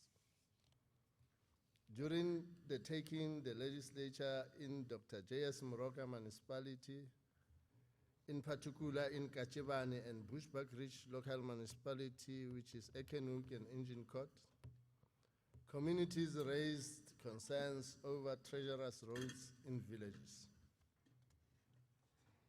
Question 1, in light of the above, can the MEC take this House into confidence as to what happened with such community concerns as raised above? The response is the department is guided in its planning of its capital projects and utilization of its maintenance budget by the Province Road Asset Management System, which we call it RAMS.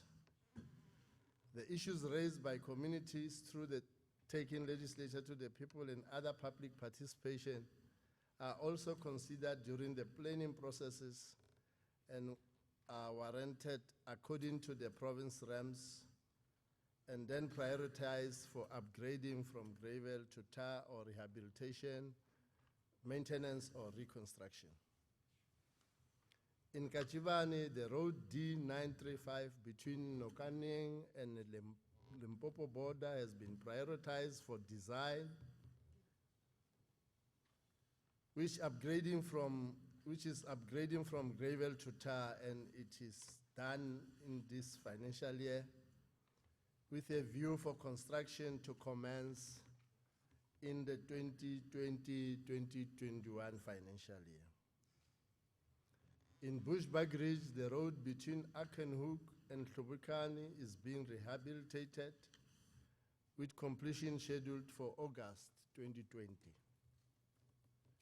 The road in Agincourt will continue to receive annual routine maintenance intervention. Number two, if interventions have not been made or in the pipeline, when can we see results in the improvement of roads in villages as mentioned above? Interventions are described in Roman figure 1 above, and the impact of the interventions will be seen in the subsequent financial years. Can the MEC shed some light on some areas, villages around the province which require such intervention, and when is the department planning to make such interventions? Honorable Speaker, we are receiving a lot of requests and needs from the communities almost every day. There are protests all over the province in demand of road projects, which is above our capacity in terms of the budget allocated to the department. There are projects that we prioritize out of our plans, a road in Moiplas, which we have done the procurement processes, an award has been made, which was as a result of what I'm talking to. A road in Dludluma, in Nkomazi, and yesterday there was a blockade of the R40 in Bushbuck Ridge, around Castile, the area is Sobulani, where they are also demanding a road. So the list is endless. So the demands are coming almost every day and every day. However, due to budget limitations, some will not be possible to be implemented in the MTSF, and they will be prioritized for the future. Thank you very much. Honorable Member, do you have a follow-up question? Thank you very much, Honorable Speaker. I think we must appreciate the very comprehensive response from the Honorable MEC. And I must indicate that the reason why we do this, taking the legislature to the people or public participation, is to identify these shortfalls and attend to them. And what we are getting from the Honorable MEC is that it was not a waste of time to go to Kachibane, because the challenge that has been identified is being attended to. It was not a waste of time to go to Bushbuck Ridge, Hlubukani, because the challenge that has been identified is being prioritized in the budget and is being attended to. We want to thank him and any other department that are using the very same approach of ensuring that when we identify a challenge, we attend to that challenge. Thank you very much. Thank you very much. Any follow-up questions from other honorable members? None. Thank you very much, MEC. The next question, it's from Honorable J.L. Tabete, ANC, to ask MEC for health. MEC Manzini.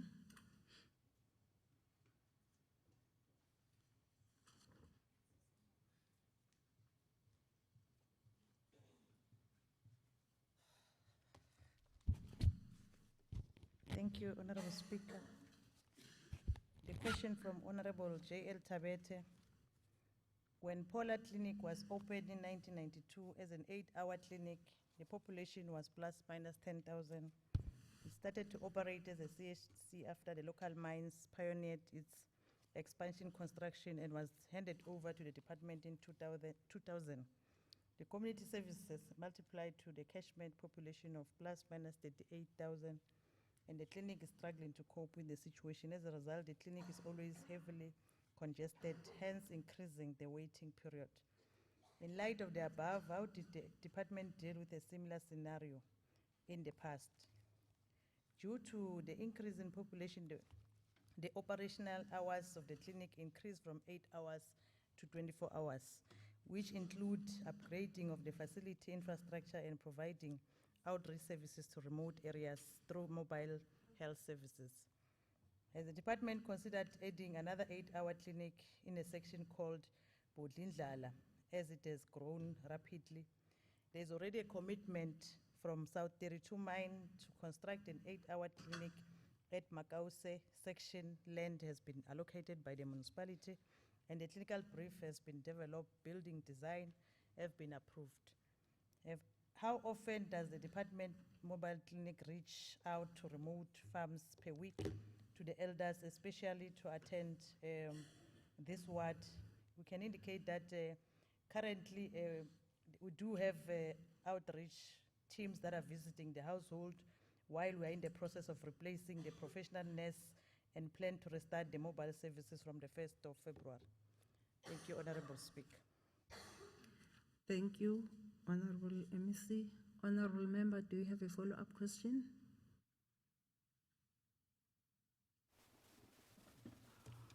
Thank you, Honorable Speaker.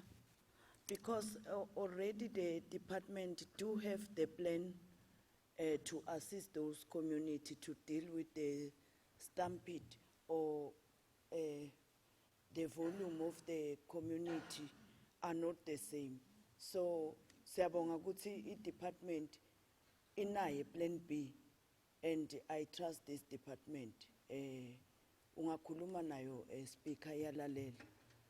Definitely, this community will be no longer the same. Thank you. Thank you very much, Honorable Member. Any other follow-up questions from other members? Honorable Grobler. Thank you, Honourable Speaker. Honourable MEC, thank you for the answer. I think I want to agree with Honourable Tabete that we appreciate the work that's done. What I want to ask you is, how's the department's contingency planning going forward regarding staff for increasing communities, medical supplies, medical equipment? Because it's wonderful if there's a mobile clinic or there's a clinic built or there's a hospital, but if you haven't got staff, equipment and medicine, then it's just a building. So how's our plans for that? Thank you, Honorable MEC. Thank you, Honorable Grobler. We know that in the department there is no moratorium, meaning that as and when there is a vacancy, we do replace as a department. And also we do have some norms and standards in terms of how many professional nurses is expected to see patient per day. Because sometimes, I remember I went to Siabuswa with the premier. When we arrived there, they were saying shortage of nurses. And we asked them, how many patients do you see per day? They tell you 100 patients per day. How many professional nurses do you have? They'll tell you we've got 8. there's no shortage of professional nurses. We understand in other facilities there is a shortage of nurses. Hence, we are able to discuss the matter to say, in the whole country, what is it that needs to be done? Hence, you'll see last year, the National Department gave us some fund to say, fill some of the vacancies that we are having. But if, honorable member, you do your oversight and you see that there's a serious shortage of nurses, you must also indicate to us so that we are able to do that. We have just had a student that graduated from the nursing college, and what is good in the province is that all the students that graduate as professional nurses, we allocate them to the different facilities that we are having. So we don't even leave one of them, meaning that every time when there are graduations, all these nurses that graduate from the province are able to be allocated in the different facilities that we are having. But if there is a crisis that we've come across, Honorable Mkhatshwa, you can indicate, because sometimes they are quick to say there's a shortage, only to find that it is within the norms and standards that is expected from those facilities. Thank you very much, MEC. Any other follow-up question? None. Thank you very much, MEC. The next question is from Honorable G.A. Mufokeng. I did not receive anything from the EFF, Honorable Nyembe. It means that the question also falls off. We're now moving to the next question by Honorable R.J. Sitole. I was informed that Honorable Mkhatshwa will stand in for R.J. Sitole from the DA to ask the MEC for education. And the honorable members, MEC Majuba has an emergency to attend to. The questions will be forwarded to you, Honorable, in read before the 29th of November. Thank you very much. We're now moving to the next question by Honorable M. Lachminarine. Honorable Mlombo will stand in for her. I've received that request from the ANC to ask MEC for Finance, Economic Development and Tourism, Honorable Manzini, stand in for Honorable Ngomane. Over to you, MEC. Thank you, Honorable Speaker. The question is, the economic growth and job creation in the province will get a significant contribution from the Nkomazi Special Economic Zone, as it was approved and granted by the National Executive on December 2018. What is the state of readiness for the implementation of this project?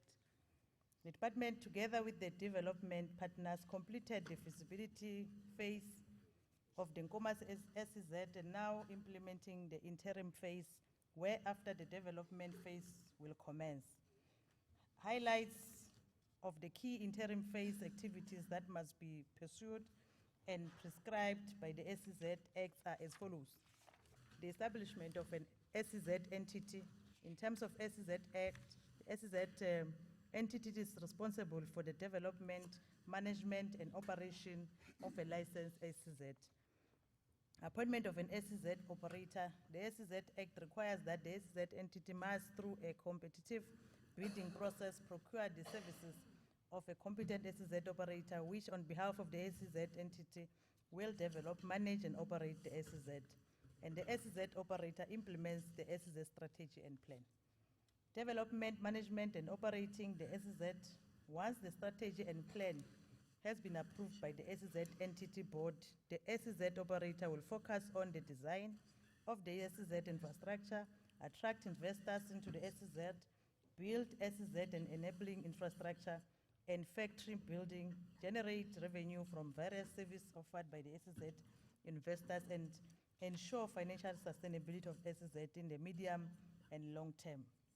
Before the SEZ entity is established and fully capacitated, the Department of Economic Development and Tourism has requested MEGA to fulfill the role of SEZ entity in the interim and has assigned the following roles and responsibility to MEGA.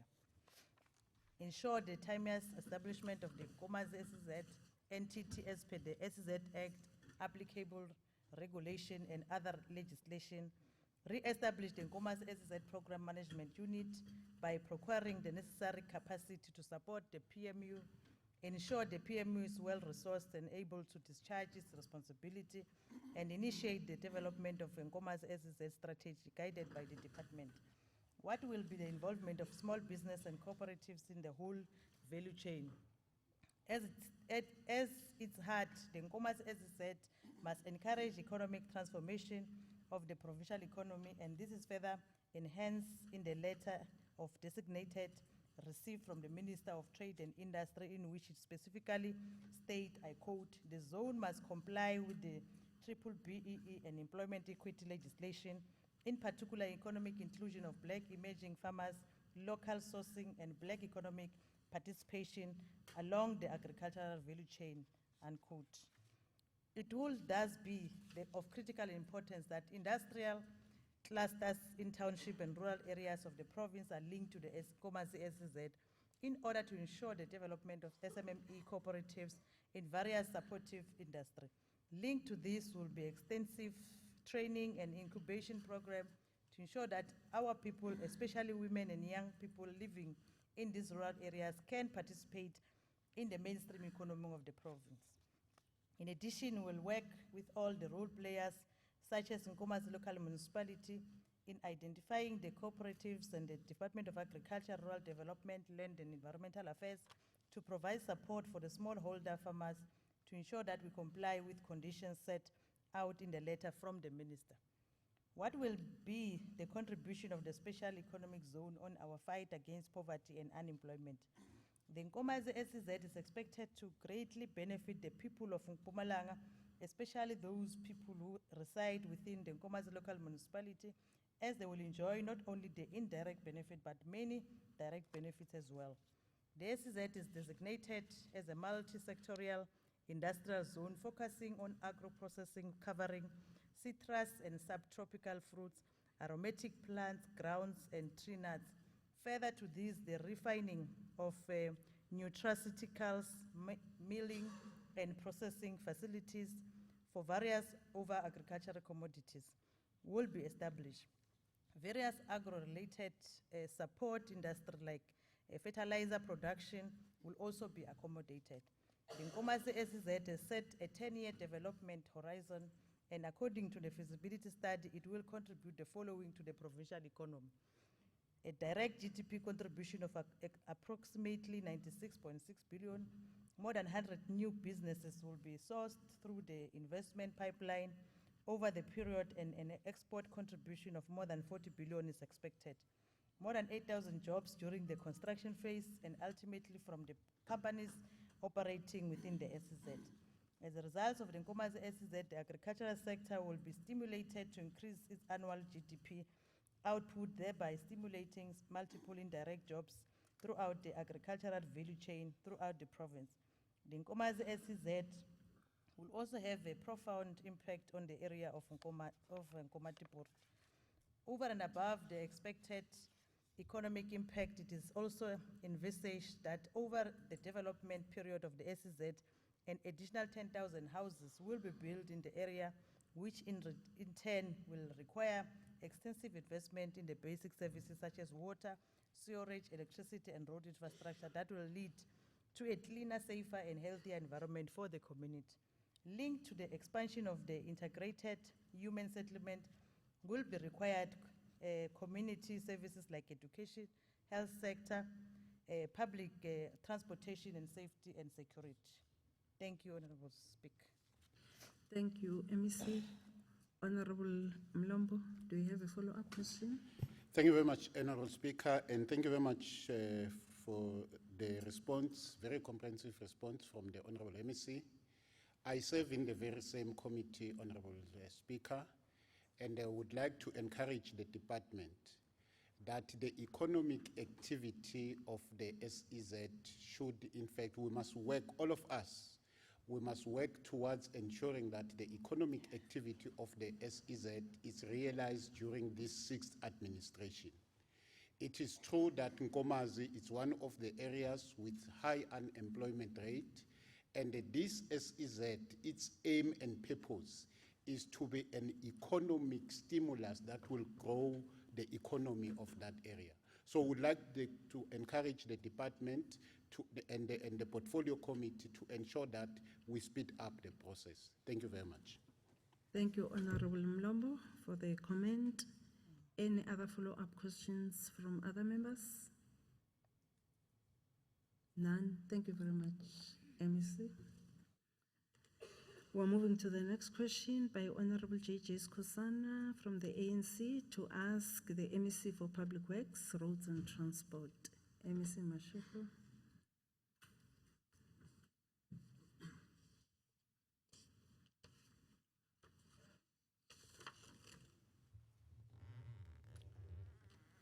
Thank you, Honorable Speaker. The question from Honorable J.J. Skosana from the African National Congress. Taking the legislature to the people provides communities with direct access to their public representatives.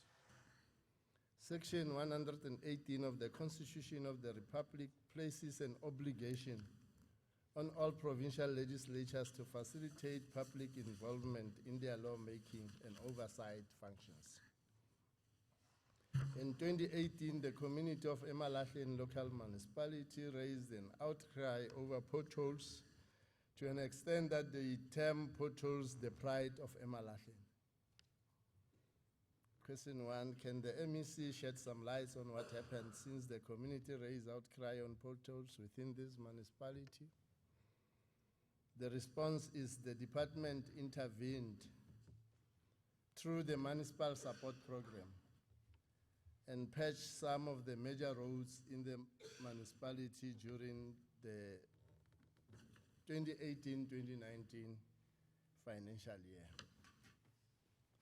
Can the MEC give an indication of the extent of the yellow fleet within the municipality and explain why this problem is persisting? The response is there is a plant for road maintenance in Emalahleni belonging to the municipality and also our fleet in our cost center.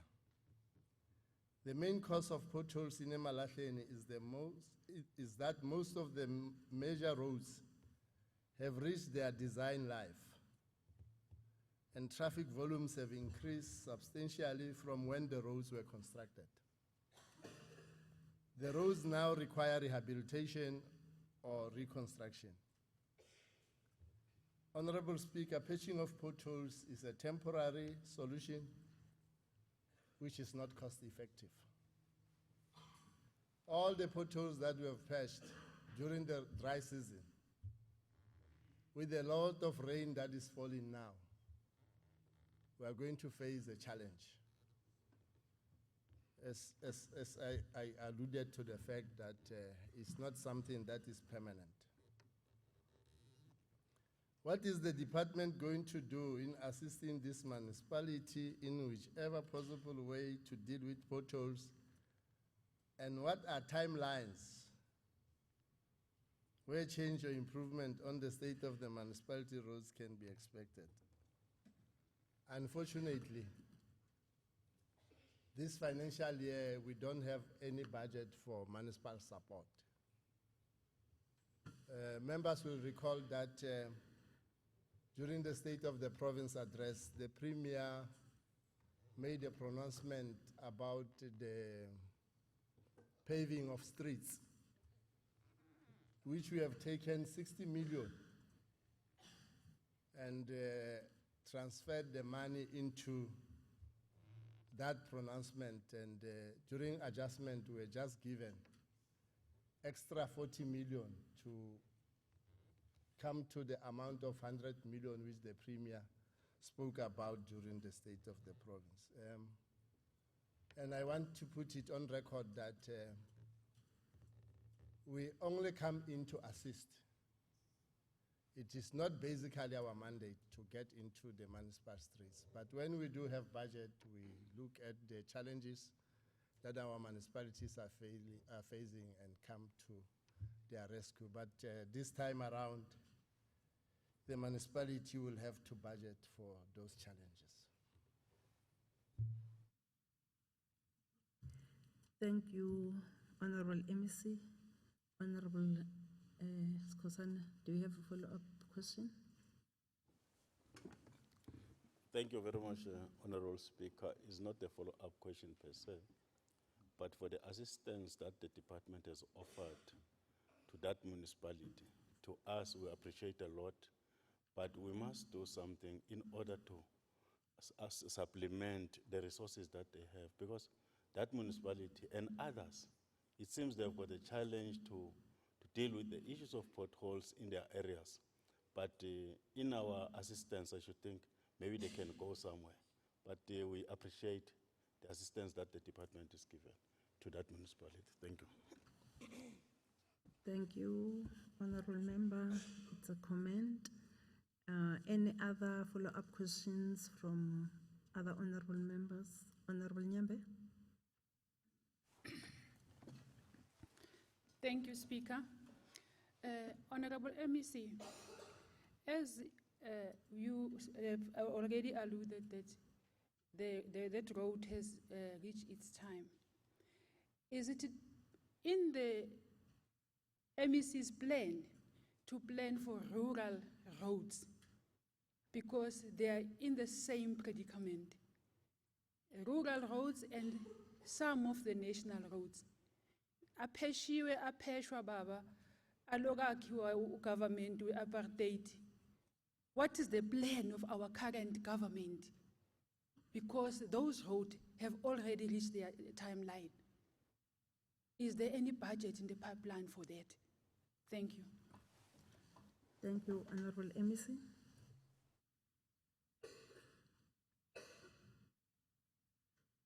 Well, we will have to give some lessons to the Honorable Member Nyembe.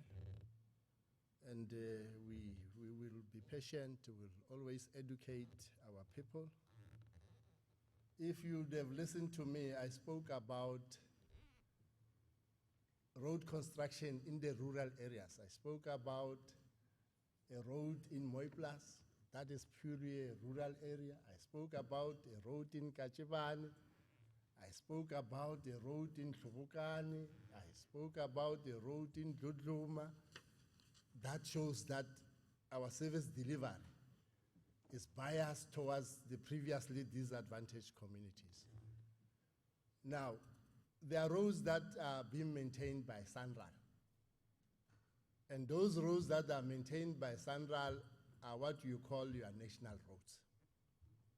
We were in, you remember recently we were with the minister on the Moloto Road corridor, where the Department of Transport in Gauteng was transferring the part that is in the Gauteng jurisdiction to SANRAL, because we as Mpumalanga and Limpopo, we did that in July 2015. So Gauteng was just following the pattern. Now, indeed, that's why in our budget we have what we call municipal support, and which I alluded to the fact that we put some money, but due to the pronouncement and the budget constraints, Cabinet then decided that that money that we put for municipal support must deal with the pronouncement, which will continue. If our budget allows that we plan and budget for the municipalities, we'll do that. But you must understand that we are doing that because we are not a federal state. And we are doing that in terms of the implementation of the Constitution in relation to cooperative governance. And we are saying the responsibility squarely lies with the municipalities. But because we are the provincial sphere and we understand the challenges that our municipalities are facing, hence, when budget allows, we'll always intervene.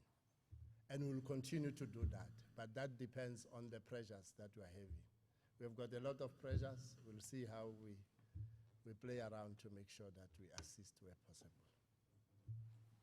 Thank you, MEC. Any other follow-up question?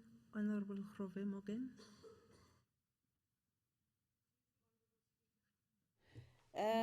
My follow-up question to the MEC is, most of our roads, as we know, are damaged by these heavy ore trucks. that pass through, especially the municipal small towns where there is no bypass road. I would like to know, can the MEC in this department intervene, let these ore companies, because they make a lot of money and using our roads and damaging them, can your department intervene and make these companies be part of rehabilitating the roads? Can we do something like that from your department? Because already Tabacheu local municipality has negotiated with the company of Chrome and they are helping them with the roads. So can we do it in the other towns as well? Thank you. Thank you, Honorable MEC. Well, a very progressive proposal, Honorable Rovia. We have started with the executive mayor of the district in Nkangala. We are finalizing a joint interaction with the mines around that district so that we can bring them on board. And I want to lobby you as the opposition voices. There is a possibility that the National Treasury might withdraw the coal haulage grant. I'm lobbying you so that you can make submissions. You can make submissions to the National Treasury and prove in terms of factual evidence what will happen when National is going to withdraw that coal haulage grant. That can assist us in making sure, because it is our responsibility collectively as the Mpumalanga legislature to make sure that services are improved in the province. So your voice can add weight in making sure that the National Treasury doesn't withdraw that coal haulage grant, because through coal, the whole country relies on Mpumalanga for energy. And that might create a problem, but we take note of your progressive. Again, I want to reiterate, and I'll appreciate that all of us, when we participate in this type of debates, we rather than being destructive, we become constructive so that we can be able to change the lives of our people. Thank you. Any other follow-up question from other members? None. Thank you very much. Oh, Honorable Mlombo, sorry. Honorable Speaker, it's not a question, but I want to correct something on record, because the information that we're discussing here becomes public knowledge for public consumption. The question that has been asked to the honorable member does not include the issue of potholes being the pride of Emalahleni. I think we must be on record to say that that part of the question is not, has been removed, is not part of the question any longer. Thank you very much. Okay, thank you very much, Honorable Mlombo, for that. Honorable MEC, thank you very much. We are now moving to the next question by Honorable NP Mkhabela, EFF, to ask MEC for Culture, Sports and Recreation. MEC, Honorable Njali.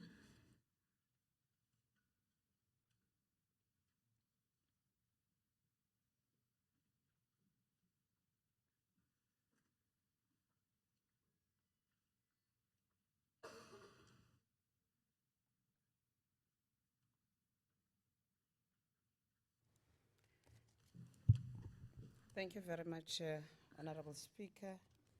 I also acknowledge the Honorable Deputy Speaker, the Honorable Chief Whip and Deputy Chief Whip, all our MECs, the Honorable Chair of Chairs, all our chairs of Portfolio Committee, leaders of oppositions, EFF, DA and FF+, all our members of the legislature, our guests in the gallery, and our senior managers. The question from Honorable the question from the Honorable Member to the Department, Honorable Mkhabela. It says, community sports played a huge role in keeping people fit and healthy, especially at the local level. The department can identify talent and groom them until they play professionally. The province has no sports academy. Our black communities remain behind because there's no proper facilities and sports program funded by government. As in Mpumalanga, we had our 3 rugby players who participated in the World Cup. As the province, we cannot take ownership of them, such talent, because we have not invested in their development. MEC, we are aware that most managers in your department have no passion about sport. Hence, we have very few blacks offered opportunities to go into the mainstream sport. The first question, given the above scenario, what are the plans for the local communities to actively take part in sports and culture? Our response, honorable members, is that we want to confirm that players that represented us in the province were 5, not 3, honorable member, in the World Cup. And I would want to draw the attention of the members that we have our first one, that is your Francos de Klerk, known as FAF, who participated. We've got Duan Verlam, who's from the province, Sibusiso Nkosi, Kwacha Smith, and Trevor Nyakane. They are all from Mpumalanga and they started their rugby careers in the province. We also want to correct the misconception that our province cannot take ownership of their talent because they've not invested. We want to say, as the Department of Sports, we're also involved in terms of making sure that we invest in our players from the grassroots level within our schools program. Would want to raise and draw the attention of the honorable member that Duan Vermeulen was born in Nelspruit in 1986. He attended school in Hoërskool Nelspruit and has been part of our schools program and has participated on the Pumas during 2005 and 2007. Hence, we're saying we can claim them. And also Faf de Klerk is known in the province also, was born in the province in Nelspruit, and also while participated in a school sport is part of our government because we're one government, Hoërskool Waterkloof in Pretoria, but also his youth career also and play also go senior in the Pumas, which is in our province. Want to draw your attention again to Sibusiso Nkosi, Sibusiso Romeo Nkosi, born in Barberton High School and GP High here in the province, participated in our school sport under 16 and also participated in various tournaments in Barberton High till grade 10 and also participated in 2012 in Pumas, so we can claim him. He's our own. Kwacha Smith, born in Leidenberg, Mashishing, participated in school sport in Hoërskool Technis and Middelburg. He participated in youth career in Pumas, in Mpumalanga, and also played for Herald Herzog Technis School, Le Ewitbank, Nase Middelburg, and also Kuma under 18 squad who participated. So they are our kids. Trevor Nyakane, born in Bushbuckridge, one of our own. We know Bushbuckridge was part of Limpopo. It was our Mpumalanga. Then they went to Limpopo, then came back. Hence, also he participated in school sport in Limpopo in the top rugby school and Bedfester. And Limpopo, Bushbuckridge municipality is back in our province. So they are our boys. Therefore, we're saying as a department, as a custodian of sports development in the province, the Department of Culture, Sports and Recreation will take full ownership of these players who were developed at grassroots level within our schools and within our spheres of government. The department contributed through school sports development programs and community sports initiatives for our school, out of school communities at the primary and secondary level. Therefore, school sports programs are rolled out in partnership with the Department of Education. The participation of these learners to date is recorded at 10,856 against the target of 10,650. In winter season school sports tournaments, the sports tournament are held at schools, circuit, district, provincial, and national level. The National Winter Games were held in KZN. I was standing in this very same podium when we said our kids from Mpumalanga, they've excelled.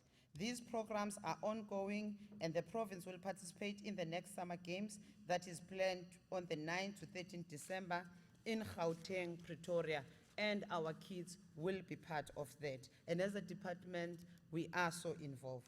The department also ensures that it provides support like your coaching, training, medical and scientific support to the athletes who represent the province. In addition, equipment and attire is also provided to selected schools and clubs. I think honorable members have seen us, we've been distributing soccer kits, you name them, all sporting codes to various schools within our province. In relation to our community sports, total number of 43,147,000 against the 41,500 people actively participated in our organized sports and active recreation events. That includes your indigenous games, where the province participated in the games in Polokwane, and the following codes were one that they participate, Dibeke, Diketo, Dristokis, Intonga, Jukske, Murabaraba, and Ingo. The province attained position 5 out of the 9 provinces. Our rural sport program, the province coordinated 70 teams from traditional council, which also participated in football, athletes, rugby, and netball. These programs were concluded with the provincial rural sports games that were held on the 2nd of November 2019 in Dr. J.S. Moroka. The National Recreation Day and the Big Walk, we hosted it in the province in Bombela Stadium to promote healthy living style. Our provincial sports awards, both men and women who excelled were motivated through their accolades where they were awarded in the provincial sports award. These sports programs goes a long way to identify and nurture the talent from far-flung areas in the mainstream of sport. The second question was that does the province have council that works and regulates the different sporting codes, and what is the level of the departments involved? Our response is that as a department of Mpumalanga, we have worked with the Mpumalanga Sports Confederation, which control and regulate all our sporting federations in the province. The province confederation is constituted by sports federations and our local sport councils. These provincial sports confederations are affiliated to the South African Sports Confederation and Olympic Committee, that is your SASCOC. The Provincial Sport Confederation is fully functional as it's been funded by the department to run its office and implement all the related programs that they run. The third question, are there any plans to have a state-of-the-art sport academy wherein public and private sector can invest? Our response to that question is that yes, the province envisage having a state-of-the-art sports academy where both public and private sector can invest. The department can have a long-term plan to establish high-altitude training center at Mkhatshwa local municipality. The department is working with the National Treasury to finalize the process of soliciting the PPP funding. In the interim, the department have 3 regional academies which they have staff that assist through the scout talent. The selected participants are then handed over to the contracted private sector facilities such as your LOMAT, which provides scientific and medical services for local athletes. In addition, a mobile testing unit is also used to reach athletes in each and every corner of our province, especially in rural areas. In order to mitigate shortages of sports facility, service level agreements have been entered with 5 sport-focused schools that got advanced sports facilities. Some of them, best performing learners are given bursaries from these facilities. The following notable achievements coming from this facility, it's Nolwazi Masha, who participated in an African championship, who obtained 2 gold medals for long jump and triple jump in Abidjan in April this year, 2019. Cristel Grill, who participated in our Paralympics in Mexico, 2016, a great achievement which allowed athletes to be exposed on an international competition, was saying these are the response, we are involved. We might have challenges in terms of the funding that we are having from nationally, but as a department, we are committed and we want to do away with the wrong perception created that our officials from the department, they lack passion, they don't work. They do work, but our resources are limited. Hence, we draw in even other people to come and assist. You have seen where we've requested sponsors like your MTN and others to also contribute in coaching clinics and making sure that our people from the deep rural also receive attention. But we must do away with the thing of saying our blacks are not prioritized. We cannot take sport to be more divisive because sports is the only language that unites people and that builds social cohesion. We really thank you, honorable members, for the question raised. Thank you, Madam Speaker. Thank you, MEC. Honorable member, do we have a follow-up question? Honorable Speaker, let me welcome the progressive responses from the Honorable MEC Njali Njali. Akuna ti question ka leswi a nga vula swona, then in hlamule kahle, she elaborated too much on it. Thank you. Thank you. Na cancer, Madam. Thank you, Honorable Mkhabela. Any other follow-up questions from other honorable members? None. Thank you very much, Honorable MEC. We're now moving to the next question. Honorable R.J. Sitole, stand in by Honorable Grobler to ask the MEC for safety and security. Safety, security, and liaison. Honorable Shabalala.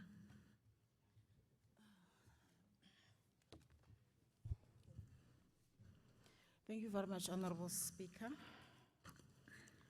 The question is it was from R.J. Sitole to the department. With regard to security risk, which continue to plague Mpumalanga healthcare facilities, can the MEC indicate the following? Question 1. How much does the government spend on security services at the various healthcare facilities in Mpumalanga? And the response, the department is spending 27,386,550 per month on security services at various healthcare facilities. The next question, can the MEC explain which department carries the cost for the security services at the healthcare facilities? The response, the Department of Community Safety, Security and Liaison carries the cost as per the budget is appropriated to the department. Question 3. Does the healthcare facilities in Mpumalanga have armed guards at all times? And respond, all hospitals and community healthcare center which are operating 24 hours have armed guards at all times as per the specification. It is only the 8-hour operating clinic that are not having armed guards. Question, the last question. The Honorable Premier announced that the department shall install turnstile security gates, metal detectors, and digitize the security system in all healthcare facilities. Can the MEC state how long will it take before this is implemented, and what is estimated cost to this project? And the response in our last question would want to state that the issue of security is dealt with 3 departments, which is the Department of Health, especially on the health facilities, and the Department of Public Works, as well as Community Safety.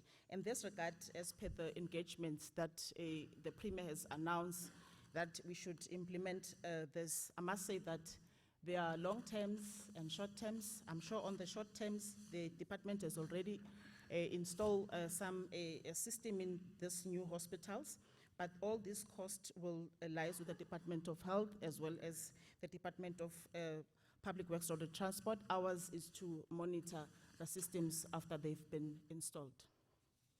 Thank you so much, Honorable Speaker.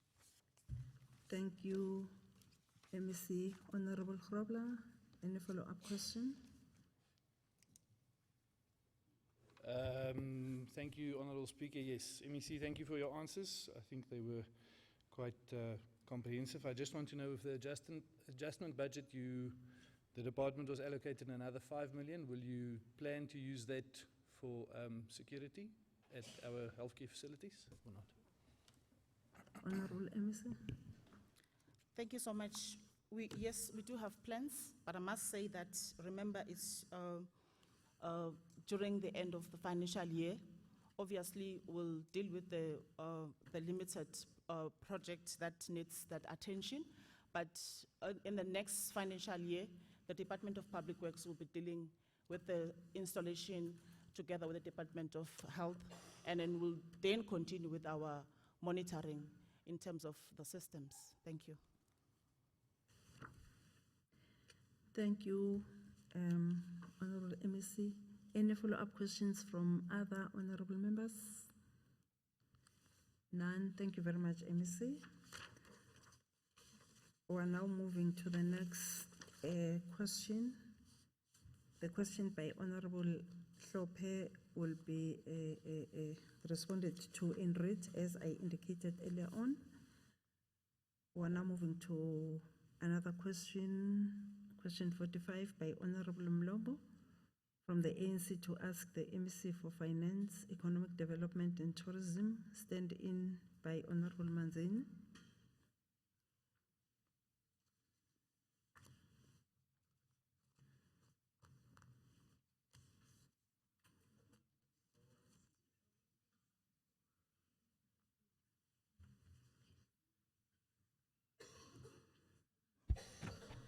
Thank you, Honorable Speaker. The question from Honorable Evim Lombo of the ANC asks, in the spirit of transforming the economy to serve all the people through intervention that promote developmental growth path to create more decent jobs, the Honorable MEC, together with the Honorable Premier, recently visited Oman to secure trade deals for the two countries. What can the people of Mpumalanga expect out of the secured trade deals between the two countries? Mpumalanga is, in essence, a rural province, and the agricultural sector remains an important conduit to address the developmental challenges that are faced by the province. The agricultural sector is characterized by two distinct segments, namely the highly specialized commercial segment producing for a national and export market, and the magnitude of smallholder and land reform farmers producing on a non-commercial basis for local markets and household food security. Commercial farmers are already exporting, and the provincial government aims to partner these farmers with small and emerging farmers to equip them for the export market. The Mpumalanga International Fresh Produce Market and its associated agri-hubs currently under development will create a required infrastructure for smallholder farmers to access formal, local, regional, and international export market. The province has the ability to produce the required commodities to supply the Sultanate of Oman through linking the Mpumalanga International Fresh Produce Market with the food hub at port of Soha to access the local Omani market and other Middle East as well as Far East markets. Further to this, the province could provide investment opportunities in its land reform farms by facilitating contract farming through partnership with local communities. Other areas of cooperation and knowledge sharing within the veterinary and research and development field of agriculture can also be further explored. The Mpumalanga provincial government will thus enter into an agreement with the Ministry of Agriculture on the areas stated earlier and that will further encourage our farmers to enter into direct agreement with buyers within the Sultanate of Oman. What kind of impact may the trade deals make to the economic development in our province? It is important to note that traditional export markets for South Africa are changing, and our province is exploring the Middle and Far East as new markets to ensure the continued growth in the agricultural export sector. The province has a competitive advantage with the Maputo hub and the Richards Bay Harbour on the eastern side of the country to service the growing Middle East and Far East markets from Mpumalanga. The province has, in terms of production quantities, a competitive advantage on the following identified commodities: grains, citrus, subtropical fruits, macadamia nuts, vegetables, sugar, red meat, white meat, animal feeds. In this regard, our black and emerging farmers have to be certified in terms of global gap to ensure they can export their surplus produce to these lucrative markets. The impact of these trade deals will stimulate the production for the guaranteed market of mainly fresh produce like vegetables, citrus, and subtropical fruits, thereby creating an environment where especially black, small, and emerging farmers will be in the position to access funding to move from the small and emerging level to the commercial level. It is also foreseen that these lucrative markets, by virtue of guaranteed offtake agreement, will also contribute to getting our land farms back into production, since they would have production schedules to satisfy the demand of these markets. The assistance of the Department of Rural Development and Land Reform and the Provincial Department of Agriculture, Rural Development, Land and Environmental Affairs in this regard remain crucial in assisting our small and emerging farmers with some of the elements of production until they can stand on their own. Can the Honorable Embassy explain about the plan to create export opportunity for our local products? In 2012, the Mpumalanga provincial government adopted the Mpumalanga Economic Growth and Development Path as a framework aimed at guiding the development trajectory of the province. Thus, that is stimulating economic growth and creating more job opportunities. The MEGDP targeted approximately 720,000 sustainable job opportunities to be created over a 10-year period. That is approximately 70,000 job opportunities per annum. For the province to reach this target, it requires an economic growth rate of 5% annually. Foreign direct investment and trade should thus be central to the province in achieving the above-mentioned targets. The Mpumalanga Growth and Development Path also has industrial pillar, which focuses on industrial development that needs to be realized in order to develop local value chain and all to exploit our natural resources for the benefit of the residents of the province. In response to this, the Department of Economic Development and Tourism has developed the Mpumalanga Industrial Development Plan, which is supported by the Provincial Trade and Investment Promotion Strategy to promote FDI and exports. Trade and investment, both domestic and foreign, are essential companion to the systemic industrial policy like MIDP. Access to global markets gives countries the opportunity to specialize in areas of comparative and competitive advantage and allows resources to be put to their most productive use.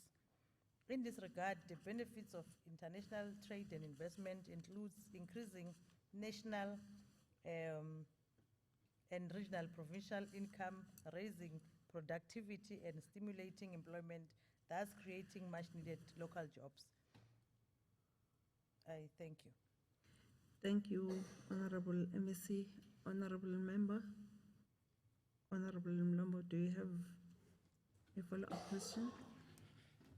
Honorable Speaker, I don't have a follow-up question, but I think the department should, they can submit that in writing. I think we should do an assessment of the economic impact of the FDIs in the province, which is the foreign direct investment, in terms of the number of agreements that we have signed, in terms of the impact, in terms of the economic growth, in terms of the number of jobs that have been created by the FDIs.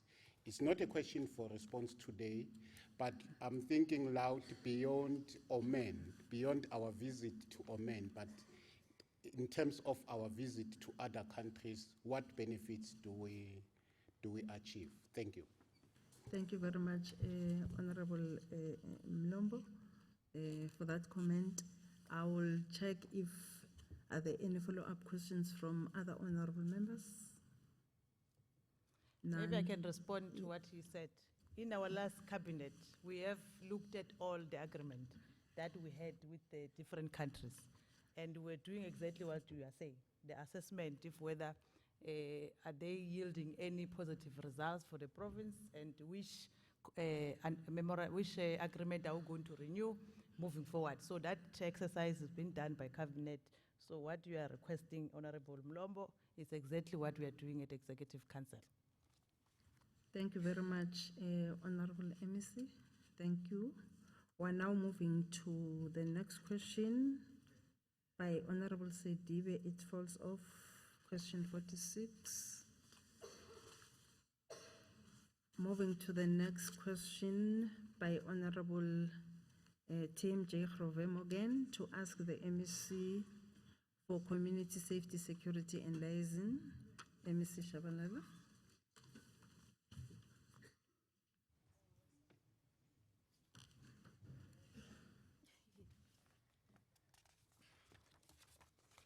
Thank you so much, Honorable Speaker, once more.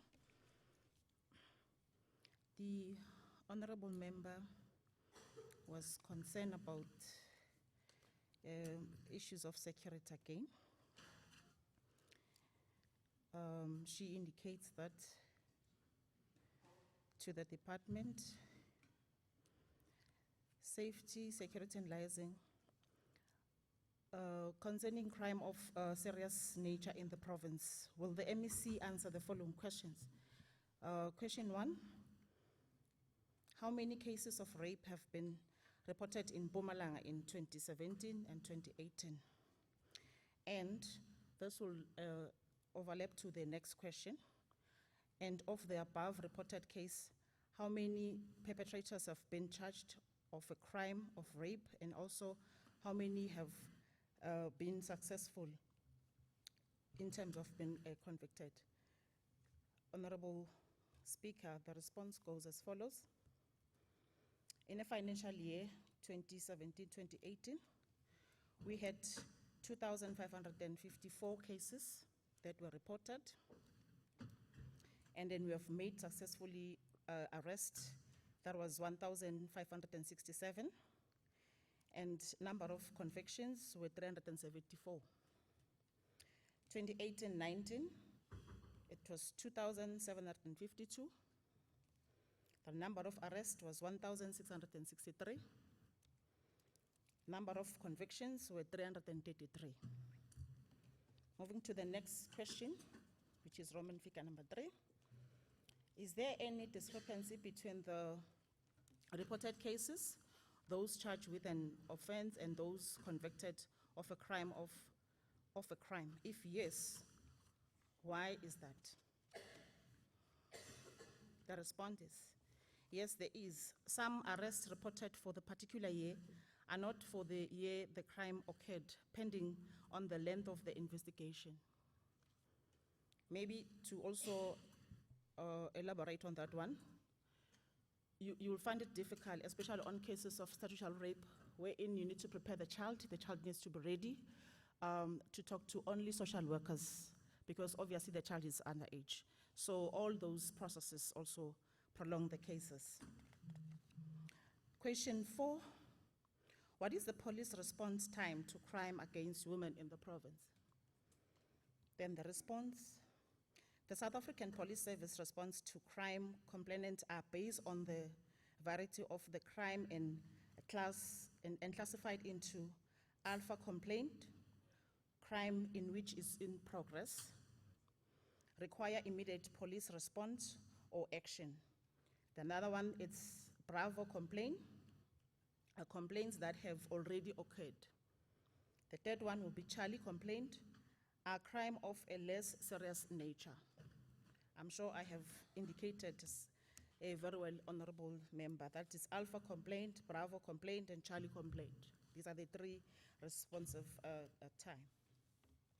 Below the response time for the South African police in the province,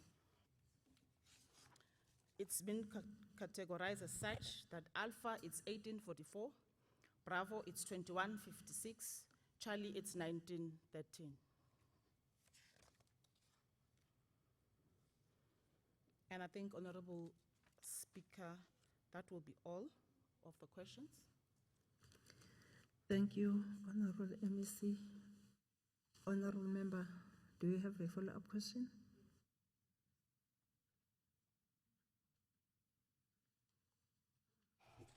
Thank you, Honorable Speaker.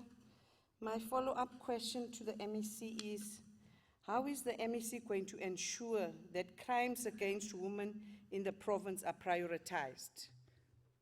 Thank you. Honorable MEC. Speaker, once more. Not only the province, I think even nationally, our government has prioritized issues of women abuse was zero tolerance in the province. We've got programs was launching 16 days of no violence against women this coming Thursday, which we're trying to teach our people that it is important that if they are in the relationship that is abusive, they need, because you can see indications, you need to come out of the relationship. But basically, based on your question, we've got programs, educational programs that are going to teach our people.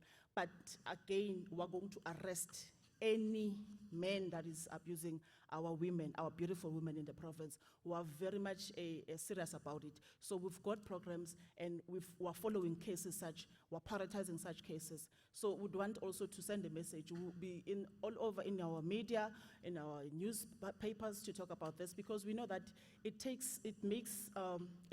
happens during December, where our couples, they will fight for financial challenges, where you'll find that the other part has got money and doesn't want to reveal the money, and they'll start fighting. Or alcohol is also playing part when they have parties and all that. But we are going to be very, very, very tough this coming December in terms of such cases.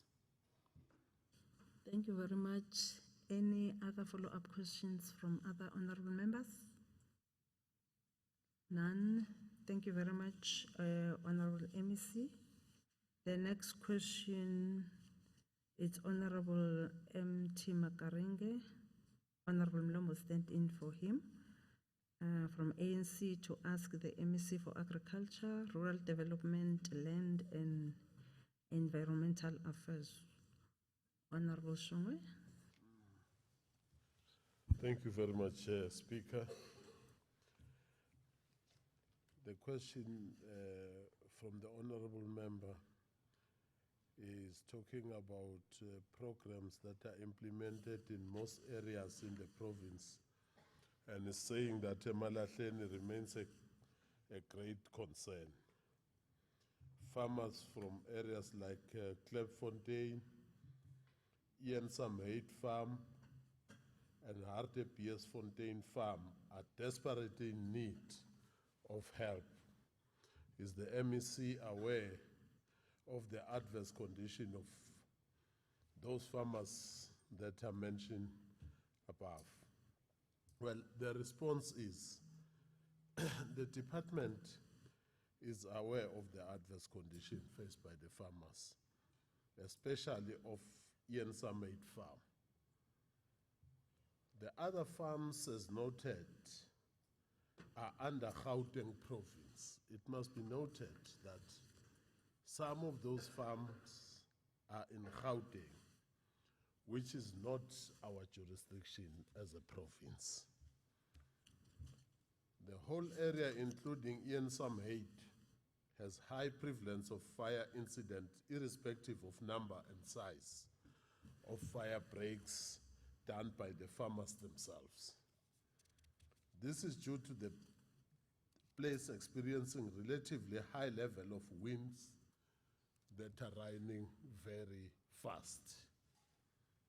In addition, small holdings in the area have overstocking of livestock, and thus most livestock are in a very poor body condition, especially in winter. This is despite the advice given by the department extension officers on livestock management and capacity building through training.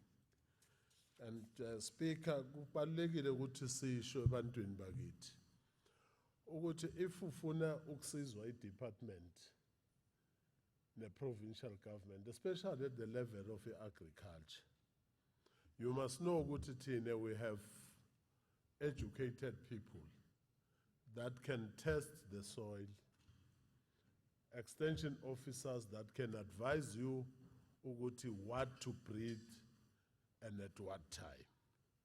But you find some farmers that are arrogant, that want to do as they wish. And in that case, as a department, we're not going to invest government money in something that we know that it is not going to be successful going forward.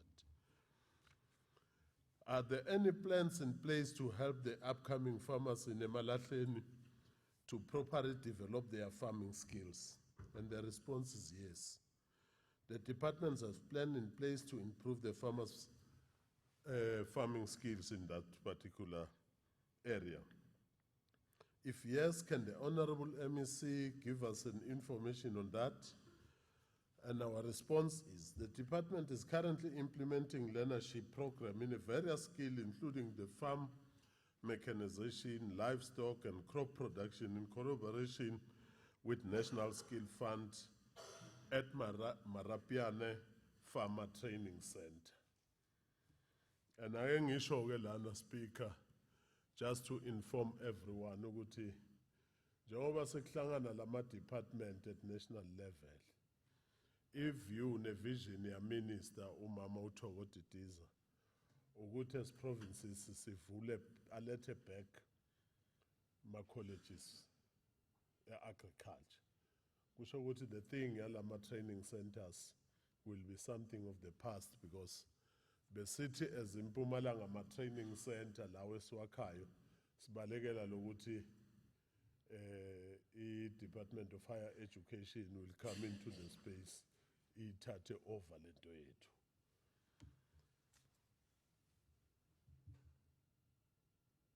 Well, if yes, can the Honorable give us information on that? The information is that the department is currently implementing learnership programs.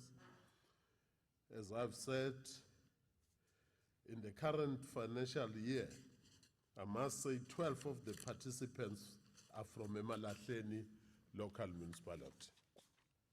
How many agricultural projects do we have in Emalahleni municipality, and how are they sustainable? There are 9 projects in the municipality that has been supported by the department, and a total of 400 farmers. 85 of these are subsistence producing farmers, and only, subsistence for producing. And 314 are smallholders farmers, and 1 is a commercial farm. That is in Emalahleni. And some of the questions I will encourage you to, when we ask them, we first do more research, because it doesn't help that we will come here and explain something that, you know, is obvious, was put in a report in black and white, and members are aware of. The following are projects that were supported. And I will really appeal that members are taking down these statistics. so that you are able to do comparison when you do oversight. Pet vegetable project was supported with infrastructure and advice, and are currently producing vegetables and access to market at fruit and vegetables. That is pet vegetable project. Dlamini project was supported with 11 pigs under Masbuyele's Bayeni program. However, recently this farmer had to scale down production due to the outbreak of swine fever that affected prices in that particular area. Kabini sheep farming was supported with 26 sheep under Masbuyele's Bayeni program. Currently, sheep number has doubled from the initial stock supported with, and continuous vet services are provided. Moniwa project was supported with land care services. The farmer is practicing smart farming in Nkangala region and is a winner of a Nation Awards Junior Land Care in 2018. Department has placed 2 graduate students in this farm to be mentored. Mashaba farming is supported with mentorship and advisory services. Mhlokonyo project practices livestock farming and supported with extension and advisory services. Winner of National Award for Emerging Red Meat Producer by ARC 2018. Department placed 1 graduate student in this farm for mentoring. Naha project practices crop farming only supported with extension and advisory services. This farmer is self-sufficient with implements, and department has placed 1 graduate student on the farm for mentoring.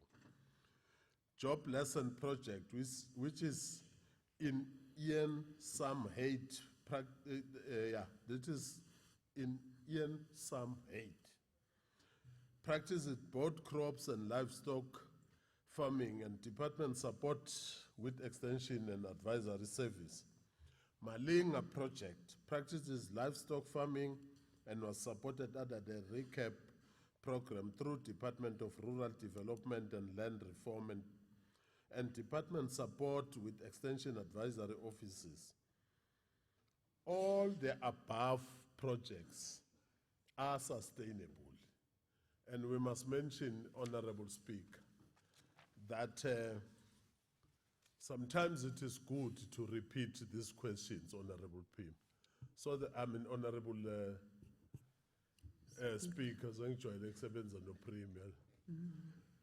Kuyaye kube kuhle kakhulu ukuyi-repeata lama question phambi kwabantu bakithi, so that when we speak, they listen to this achievement of a provincial government and be able to interact with what we are saying here. Because, Speaker, I must mention also in front of everyone, abantu abakhala kakhulu ngokuthi government ayinikeza ama-support, especially ku Department of Agriculture. I don't know to other departments. Boza kwethu bangasho bona. Yinaba abantu esibanikeze le support kakhulu. Yiba bakhala kakhulu ukuthi support abayitholi. Bathola amatragela, bawabeke kibo, bawaredisele abantu, bathola inhlanyelo, bayithengise eVictor Khanye in particular. Bathengise inhlanyelo, ubanikeza inkomo, bayayihlaba bazidle. So yibo labantu laba bakhala kubabhala lana bathi manje government ayisupport. Funa sihlalele kusupport umuntu munye or abuse government. Thina we account to a legislature ngale mali. Noma inkomo sengakunika 3. Funa sibuye la. Bomhlonishwa bomlombo nabo Sikhosana. Babuye bazosibuza ukuthi ziphi inkomo ezi3. Sichaze ukuthi uyidlile loyo bathi wenzeni nakadlile. Uthi simbophisile bathi ukuliphi ijele sizoyomhlola. Ngiyabonga. Thank you, Honorable MEC. Honorable Member, do we have a follow-up question? MEC, there is no follow-up question, but I think I like the closing words of MEC to say the reason why we're asking these questions is for the benefit of the people of Mpumalanga, irrespective of whether we repeat them or not. But the people of Mpumalanga want to know as to whether this government is delivering in terms of the services or not. And this is exactly the process of reporting back to them. Thank you. Thank you very much, Honorable Mlombo. Any follow-up questions from other honorable members? None. Thank you very much, Emisa. Okay. We're moving to the next question. Honorable MC Masilela from ANC to ask MEC for Human Settlement.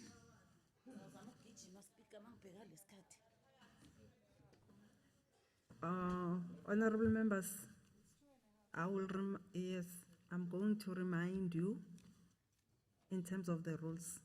It's 2.5 hours. We have started at 3:15. Oh, okay. We are still on time. Thank you. Honorable MEC.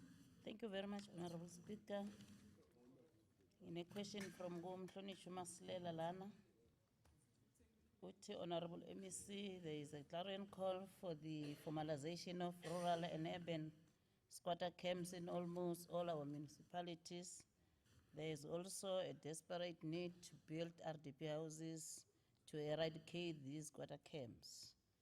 Question Yokala Uti, is the Honorable MEC aware of the increasing squatter camps in both our rural and urban areas? Indeed, as the MEC, I am fully aware that upscaling the upgrading of informal settlements remains government priority in the current medium-term strategic framework period. As such, at the level of the province, the prevalence of informal settlements has been reported in both rural and urban settings. As the MEC responsible for the creation of sustainable human settlements, I fully understand the gravity of the situation of the ever-increasing of informal settlements in both rural and urban areas. In this regard, the Provincial Department of Human Settlement is using the National Upgrading Support Programs to intervene in 129 informal settlements located under Ehlanzeni District, Gartsibande District, and Nkangala District Municipality. The second question, how far is the formalization of these squatter camps in the above-mentioned areas? In essence, the process made in the formalization of informal settlements in the mentioned municipal areas of jurisdiction is at various stages of development. In this regard, it should suffice to indicate that the nature of the province's intervention is threefold and aimed promoting an incremental upgrading and strengthening coordination with other relevant stakeholders and partners in order to ensure a programmatic approach to in-suit upgrading. The province's intervention entails the following. 1, the identification, assessment, and verification of the existing settlements with the intention of developing upgrading plans and sustainable livelihood plans for all the informal settlements that have been verified. In this regard, a total of 93 informal settlements fall under this category. All verification informal settlements being subjected to the statutory processes entailing initiating the land acquisition, township establishment processes, and the installation of interim service and construction of top structures, all of which are key to formal townships being established and underlying land or settlements being registered and proclaimed as a legal township. In this regard, a total of 37 informal settlements fall under this category. And lastly, it is the full settlements upgrading, which includes detailed township formalization, installation of permanent municipal engineering services, and construction of the required social amenities, and the delivery of title deeds to qualifying beneficiaries. In this regard, a total of 16 informal settlements fall under this category. Roman figure 3, are there any plans in place to build more RDPs houses, especially in rural areas, as we have seen in Steve Tshwete municipality? The department has pledged its commitment to Mpumalanga residents to build 100,000 housing opportunities over the MTSF period. In the 3-district area, to ensure access to well-located housing opportunities.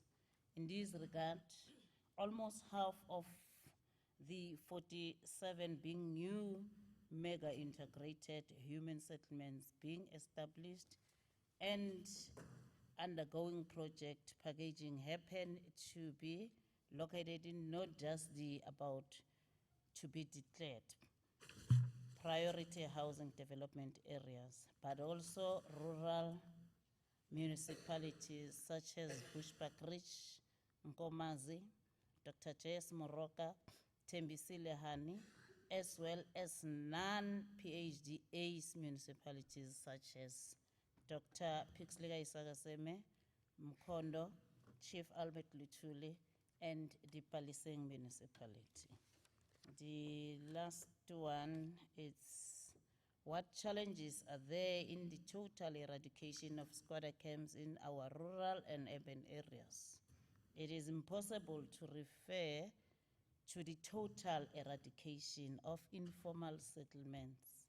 However, the municipality need to enforce their bylaws on illegal occupation of land in order to avoid the illegal occupation of land which results in informal settlements.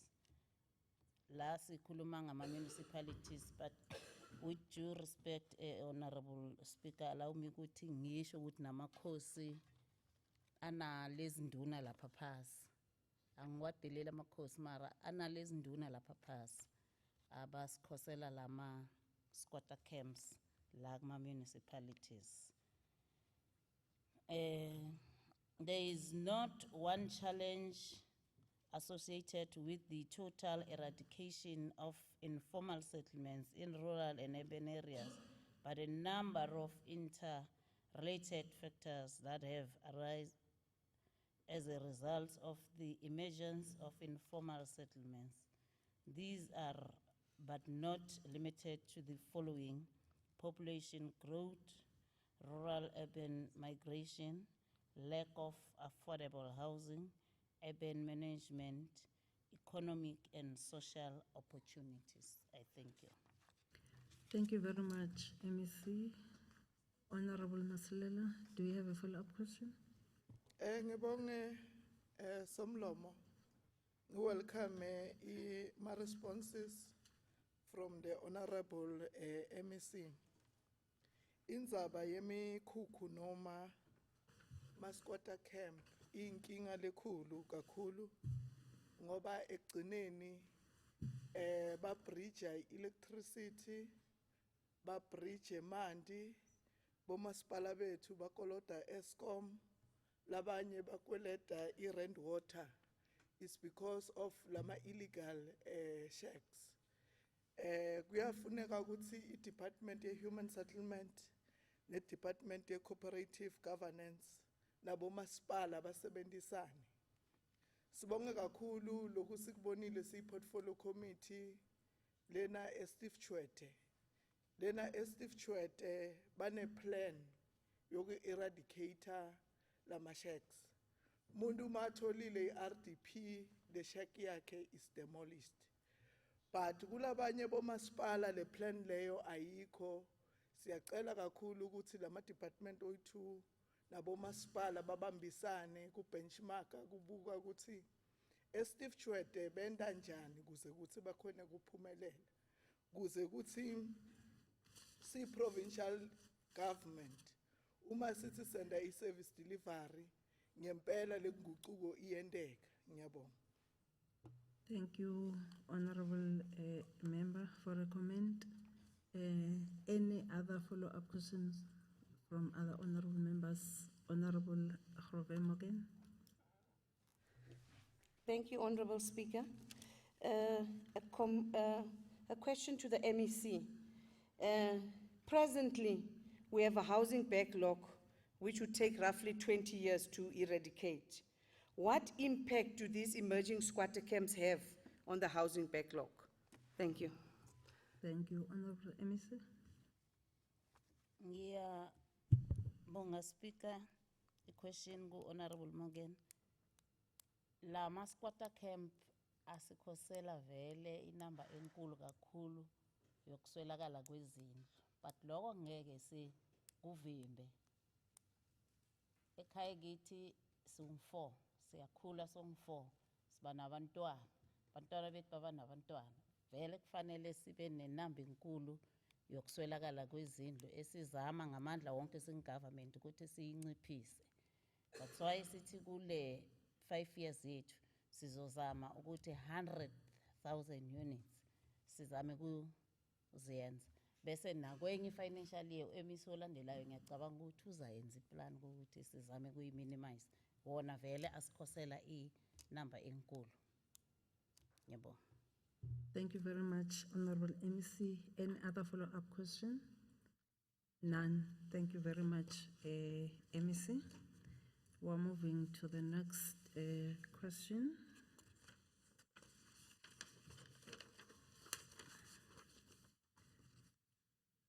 Question from Honorable NP Mkhabela from EFF to ask MEC for Social Development. MEC Shongwe. Yes, thank you, Honorable Speaker. The question comes from my friend, the Honorable Mkhabela. It reads as follows.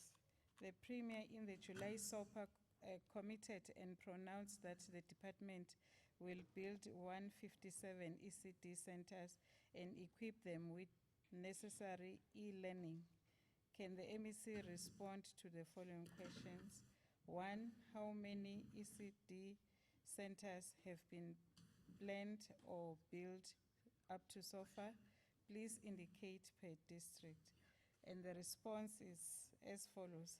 The department has built 13 ECD centers in the province since 2014.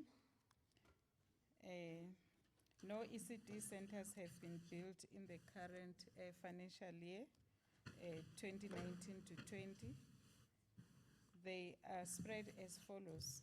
Ehlanzeni 5, Mbombela 2, Nkomazi 2, Bushbuckridge 1, Nkangala 5, Dr. J.S. Moroka 2, Tembisilehani 2, Emalehleni 1, Khatisbandi 3, Chief Albert Lutuli 1, Msuga Likwa 1, and Likwa 1.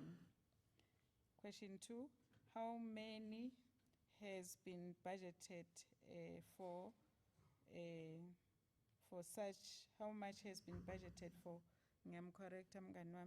for such facilities? The department has not budgeted for the construction of ECD centers in the current financial year. My friend will also remember a pronouncement by the president that ECD will move to education. So I think in future she will direct the question education so that she can be updated how far are they in terms of planning for the ECD function that they will inherit from DSD. How is the department going to choose which communities receive such infrastructure? And the response from the department is as follows. We are guided by the outcome of ECD audit report, which indicates areas where there is a dire need for ECD infrastructure. Most of these are in rural areas. Then question 4, is the department going to prioritize rural areas when rolling out the project? It's a good question, Honorable Member, because yourself and myself are coming from rural areas. The department is guided again by the ECD audit report. We don't just pick and choose areas where we want to build. Thank you, Honorable Speaker. Thank you very much, Honorable MEC. Honorable Member, do you have a follow-up question? Thank you, Honorable Speaker. And in Nashuti Soshagutsa, Honorable Shongwe. I think the question there the ECDs, the Muvatiaka education. I think these questions came before we went to the portfolio committee because I remember you clarified it there in that portfolio committee. Thank you very much for the response. Thank you, Honorable Member. Any follow-up questions from other honorable members? Honorable Grove Moken.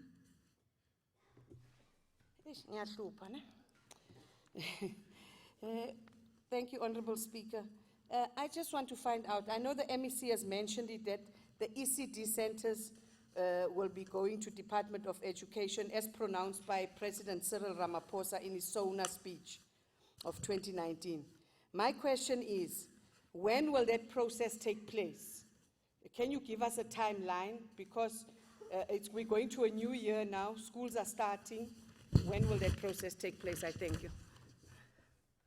Thank you, Honorable MEC. Thank you, Honorable Member, for that question. It's a process. We're working together with the Department of Education. So we're going to update members in the portfolio committee about the time frames, but it's not something that is going to happen next year. It's a process because as the department, we are doing audits now of all the ECDs that must be handed over to the Department of Education. So we will come back with a report in the portfolio committee and ultimately to the House. Thank you. Thank you, Honorable Member. Any other follow-up question? None. Thank you very much, Honorable MEC. Honorable members, the time set aside for questions for oral reply has expired. In terms of Rule 104, Sub-Rule 3, the members of the Executive Council whose questions have not been responded to at today's sitting are requested to submit written responses to my office not later than Friday, the 29th of November 2019. That concludes the business of the day. Let me acknowledge invited guests, although others have left.